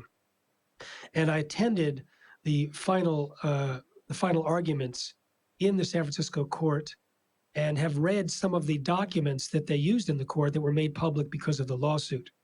And it is high drama, John. The interview I did with Brent Wisner actually is better than some of these court TV dramas because it was real life and very, very serious. It turns out that Monsanto was aware years ago that glyphosate caused genotoxicity or damage to the DNA, which could lead to cancer. So what came out in the court hearings was that they had hired Dr. Parry, who was arguably the world's expert at genotoxicity, to try and write an article that would counter what all these different peer-reviewed research studies were pointing to. So they asked him to review 4 studies, and he came back saying, yep, it is definitely can be categorized as genotoxic. They decided to release him, and they were legally required to share his report with the Environmental Protection Agency, and they didn't do that. Instead, they ghost wrote a review article that came to the exact opposite conclusion, that glyphosate does not cause mutations in the DNA, and therefore the whole causal pathway to cancer was gone. And that was a key reference used by the EPA, used by the European Food Safety Authority. It was a key function that allowed the regulators to say it does not cause cancer. It turns out that it was Monsanto's lapdog, Jess Rowland, who was identified in the Monsanto papers as such, who was in charge of the committee that determined that glyphosate didn't cause cancer. In fact, he received a letter from a former senior researcher and toxicologist at the EPA, Marion Copley, that laid out 14 characteristics of glyphosate and said, all of these cause cancer. All these characteristics can lead to cancer. Glyphosate has all of them. It definitely causes cancer. But she didn't stop there. She then said, please do something right for once instead of doing things to improve your bonus and to benefit those that are putting in the application. In other words, he was the man on the inside doing Monsanto's bidding. So this was the type of research that came out during the trial. And what happened was the jury awarded $38 million to Lee Johnson because they determined that was compensatory damages because they determined that it was Roundup that led to the cancer. But the jury also awarded $250 million in punitive damages, and the judge later dropped it to $38 million because they found that Monsanto had acted with malice. Lee Johnson had contacted their poison control center that they had contracted with and asked, is my skin condition at all related to Roundup? And they said no. Then 2 weeks after the World Health Organization declared that glyphosate is a probable human carcinogen, again, not knowing this, Lee Johnson, who was still spraying Roundup, whose non-Hodgkin's lymphoma had become so dangerous that the doctors eventually gave him a terminal prognosis, He said, is there any way that this could be related to my cancer? And they still said no and did not respond, even though by that time the World Health Organization's Cancer Committee had determined it a Class 2A carcinogen. So they said that Monsanto, and you and I, John, both know a long list of their history of how they bully and cover up and act with malice, and so agreed the jury. Well, I was really delighted when I heard the results from the jury, what their decisions were, what their assessment of the situation was, and how they really did say that Monsanto had acted with malice. So this isn't just a question of different scientists having different views or different opinions, and the public left to kind of wonder what's going on. The jury found, and increasingly scientists are finding that the books have been cooked, and Monsanto has been ghostwriting articles to their favor. There's something going on right now in the island of Kauai, a part of Hawaii. It's a lush island. It's become ground zero for the testing of genetically engineered crops and the pesticides they require by the world's biggest agrochemical companies, mostly on the island's sunny west side, where crops can be grown year-round. And there, Dow, DuPont, and Monsanto Bayer and the other agrochemical companies are testing some of their most toxic chemicals. Then the consequences are apparent and painful. Workers are being hospitalized with acute pesticide poisoning. Kids are being evacuated from school due to pesticide drift.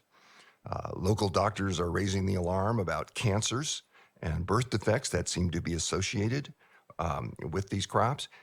A few years ago, in 2014, legislation that would have provided some basic protections like buffer zones and mandatory spraying disclosures was overturned thanks to the industry waging a very high-priced legal battle to fight it.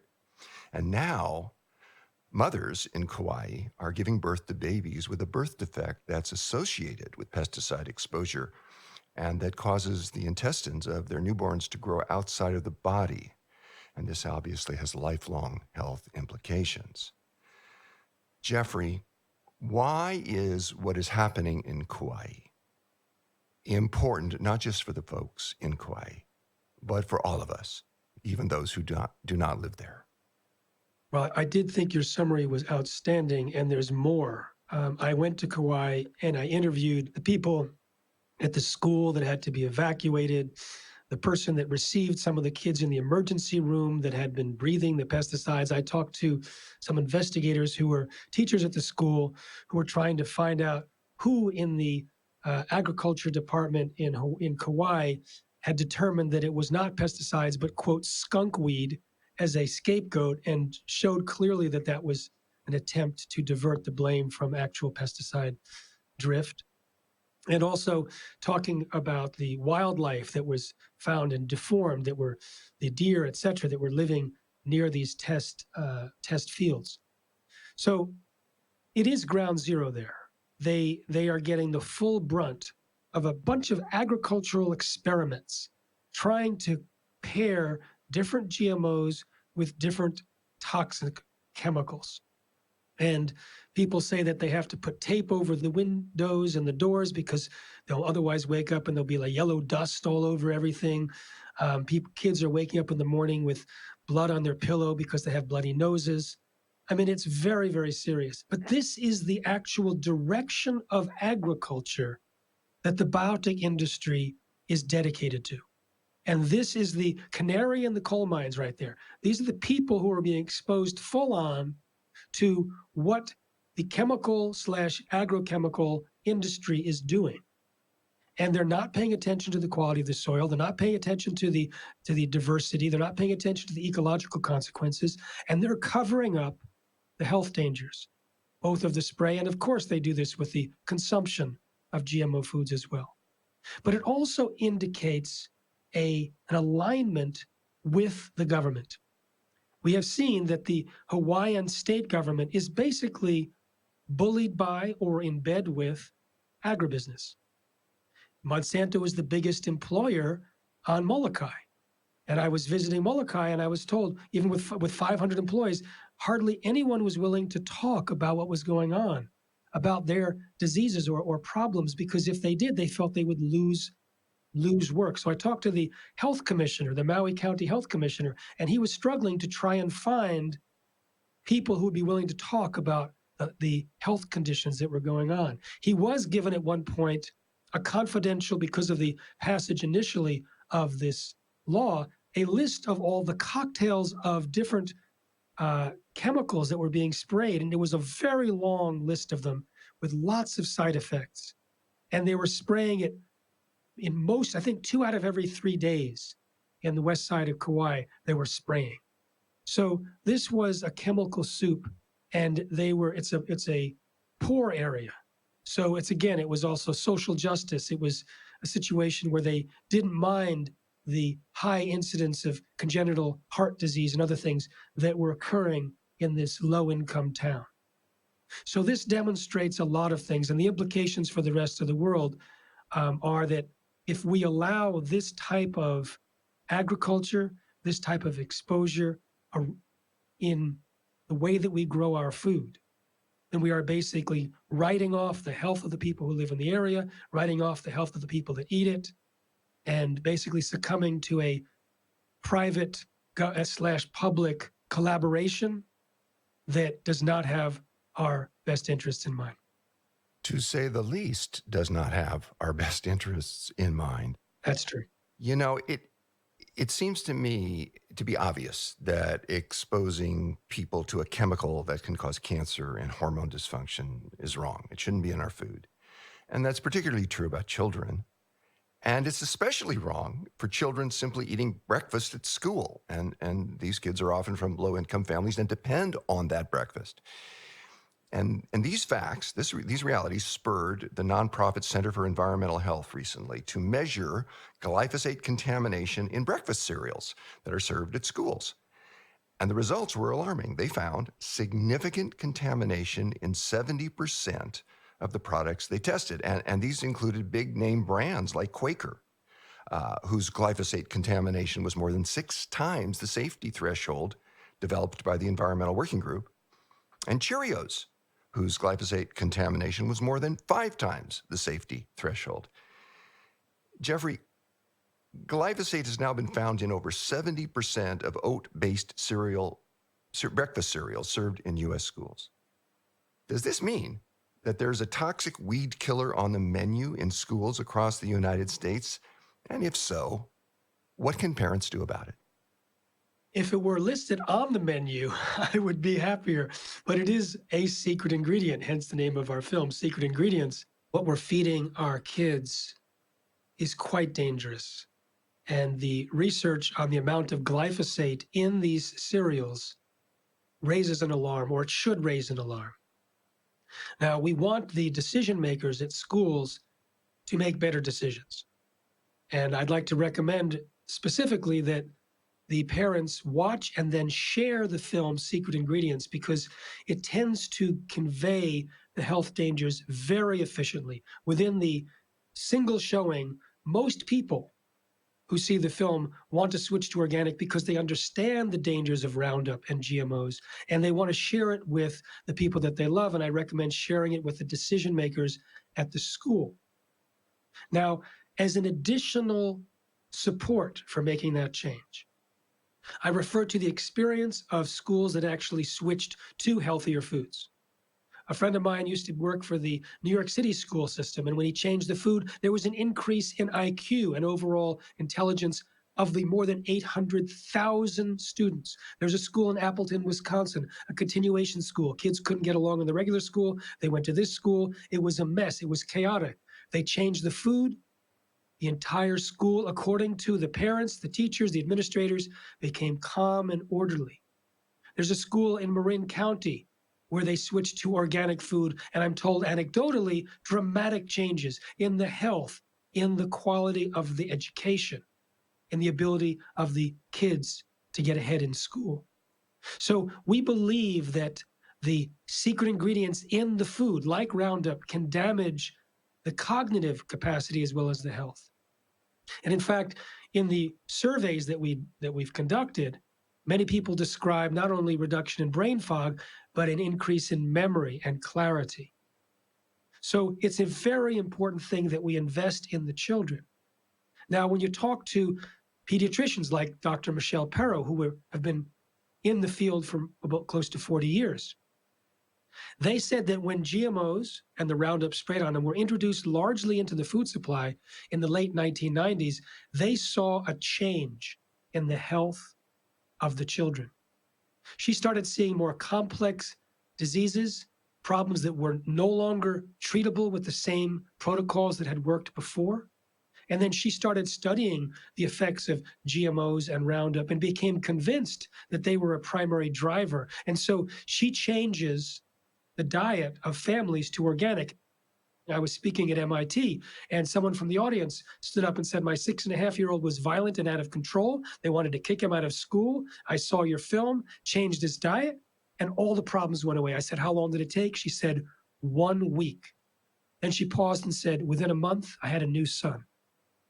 There was a grandmother who was working at a booth where I was for the Institute for Responsible Technology, who said when she saw the film, she got her son to watch it because her grandson was acting out in school and had trouble breathing. They changed his diet. He no longer gets calls from the school at home. He no longer has problems breathing. She said the change was dramatic and predictable. So if you think about those things, and then you think that the actual food that kids eat in the school has those secret ingredients that might be driving behavioral problems and health problems, it works directly against the purpose of our educational system. So there's one more thing, John. In addition to the food containing Roundup, some of the schools will spray Roundup and other toxic chemicals on the school grounds.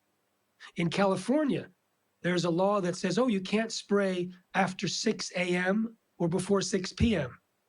Well, obviously, when you spray at 5 a.m., which is when they end up spraying, it's still on the ground. The kids are still there. They're rolling on it, etc., and they're being exposed. So we have a website, rounduprisks.com, where you can actually be trained to approach your school or your county or your city or your homeowners association or your parks and recreation or your golf course and convince them to stop with the toxic sprays and use a lower cost alternative regimen that actually makes for better lawns and better lawn care. And healthier people in every way, as you know. Yeah, not to mention. I want to ask you about one more issue in the world of GMOs, and that is genetically engineered salmon. What's going on in that arena now? A company, Aqua Bounty, has created these fast-growing genetically engineered salmon that can go to market supposedly in 18 months instead of 3 years because they have growth hormone genes from another type of salmon and an on switch from an Arctic eel, which keeps this growth hormone gene promoting it 24/7. So these voracious eating salmon, these genetically engineered frankenfish, grow very quickly. In Canada, they did research on another genetically engineered salmon with a similar growth improvement or growth speeding up. And they put these frankenfish in big tanks with just themselves or with natural fish. When they had enough food, there was no problem. But when they reduced the amount of food, these very hungry genetically engineered fish got violent. And they started to attack and kill their competitors. And so in some tanks, it was a complete extinction. In others, it was a population crash. The tanks were designed to replicate the experience in the wild, and these more aggressive salmon would go into areas of the tank that normal salmon wouldn't go to. So it brings to mind what happens if these fish end up released in the ocean. You could have these kind of gangs of very violent, aggressive, cannibalistic fish going around, unlike normal salmon, and destroying habitats and destroying what we know as salmon. Now, because they grow faster, the females may be attracted more to the larger males.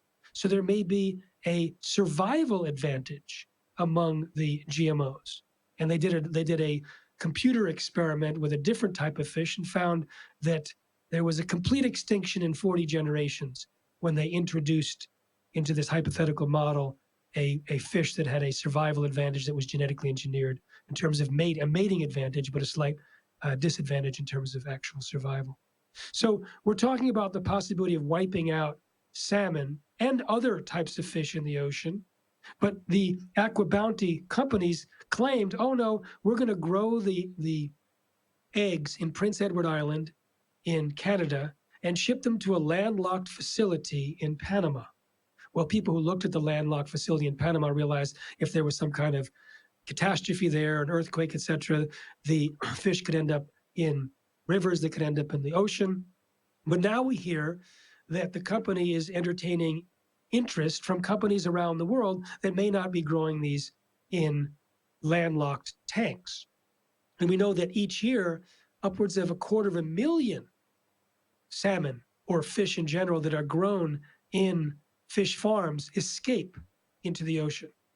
So this could be a disaster for those who eat and for those the beings that are in our oceans. I know that many of our listeners consider it very important for all of us to know what's in the food we're eating and how it was produced. It's essential to know exactly what we're putting into our bodies. But the biotech industry, as you have been describing, and as we well know, has been stunningly successful in preventing us from knowing the truth about GMOs. Jeffrey, you've been outspoken about this topic for many years. You've been researching it, you've been sharing what you've been learning, and for this, we all have huge reason to be grateful to you. It's always a pleasure for me to talk with you, and on behalf of myself and of Ocean, and really of everyone involved in the Food Revolution Network, and frankly, and everyone who plans to eat for the rest of their life, I want to thank you for your outstanding, ongoing, and profoundly important work, and of course, for being with us today. Thank you, John, and thank you, Ocean. You have provided a service to the world that is incalculable. We all deeply appreciate your work at getting to the basic fundamental truths regarding our food and the health that comes from good food. Well, we are certainly in that journey together. We have been talking here with Jeffrey Smith, author of Seeds of Deception, co-producer of Secret Ingredients, and director of the Institute for Responsible Technology. Jeffrey, we want to thank you so much for your courage, for your willingness, for changing millions of lives, and for helping to create a more sane and a more viable future for all generations to come. We are so grateful for your wisdom and your leadership and your partnership in this food revolution. Thank you.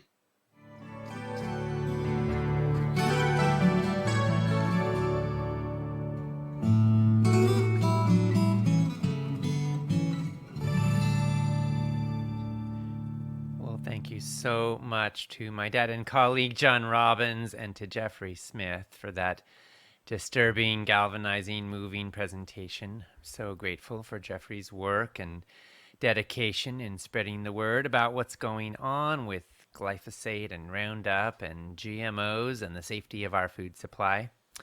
To express your opinions on what you've been hearing and to find out what other people are saying, post and engage in the comments section at the bottom of our broadcast page and on the side of it. Make sure to refresh the comments so you can see the most recent ones. Gina Stewart said, wow, all three of these speakers have helped awaken me to the injustice being done at our expense for big money. I have been moving away from processed foods, GMOs, and chemicals. After listening today, I have to totally break away. Thank you so much for your tenacity and commitment to fight for the lives and health of all people. Wish I were available for the rest of the summit, but doctor's appointments and work call. Thanks again. Well, Gina, thank you so much for joining us in learning and growing and sharing. And you may find the empowerment package helpful because you can own the summit for life anytime, day or night that you want it.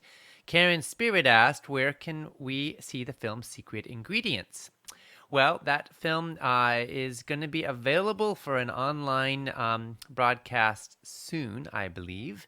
And you can find out more at secretingredientsmovie.com. Again, that's secretingredientsmovie.com. Emily, he said, I'm extremely impressed by your interviews and the amazing information presented. even though I've missed some of the segments. I've been interested in nutrition since the 60s and have followed many different venues for years. I will definitely be getting the empowerment package as I want to share your information with my family and friends, as well as to have access to all over and over again. Thank you so much for your excellent program. We heard from Gail de la Puente Bailey, who said, I have enjoyed listening and praying one day to be a life member. However, not all in my family can stop eating meat. I was wondering if these packages that state organic and grass-fed are true to what it states. Some also claim cruelty-free in the sense that they ate free range. Thank you for any information. Well, Gail, this is a complex topic because there are literally dozens of different kinds of labels and things that different producers put on their packages, and some of them mean something and others of them mean nothing. The thing that means nothing is terms like natural on a meat product, because that means nothing, actually. And if you see a picture of happy cows or happy chickens or a beautiful farmland, that means nothing either. That is entirely marketing hogwash, so to speak. If you see terms like with beef exclusively grass-fed or grass-fed and grass-finished, that means something. It means that the animals ate grass. But the thing is that sometimes animals that finish their lives in factory farm feedlots will still say grass-fed because they were grass-fed for about half of their lives, or actually more than half their lives, but half of their weight gain may have come from grass. That's kind of the typical in the industry. And then they gain their second half of weight where they really get fattened up in the feedlots. So grass-finished is important, or exclusively grass-fed. And if you see humane certified or USDA organic, that helps too, because some folks put stuff on packages without really meaning it. But when you see it certified by a third party, then that helps give it some additional security. With chicken and eggs, the kind of gold standard is going to be pasture raised and humane certified, because that means they actually ran around. Just to give you some data, the average chicken in a cage gets about 1 square foot per bird. The average chicken in so-called cage-free operations gets about 1.5 square feet per bird. The average chicken in a free-range operation gets about 2.5 square feet per bird. The average chicken pasture-raised gets 108 square feet per bird. So it's a very different situation. If you're looking for how the animals are treated and you want the animals to have been able to run around, those are some things that can help. That doesn't mean that everybody's going to want to eat these products, but if you are going to, then it's helpful to know the facts so you can choose to never support the factory farming industry. Chiffon Gray said, I totally agree with removing these animal factories from the face of the earth. This is not only harmful for the animals and the trauma it causes for them, but for all of humanity. Think of the farms and workers that have to be subjected to them on a daily basis. Yes, Chiffon, thank you for raising that. And I just want to put out a shout out to all of our farmers and farm workers. And the farm workers who have to spend all day, treating animals terribly, bashing in their brains, don't do it because they're cruel.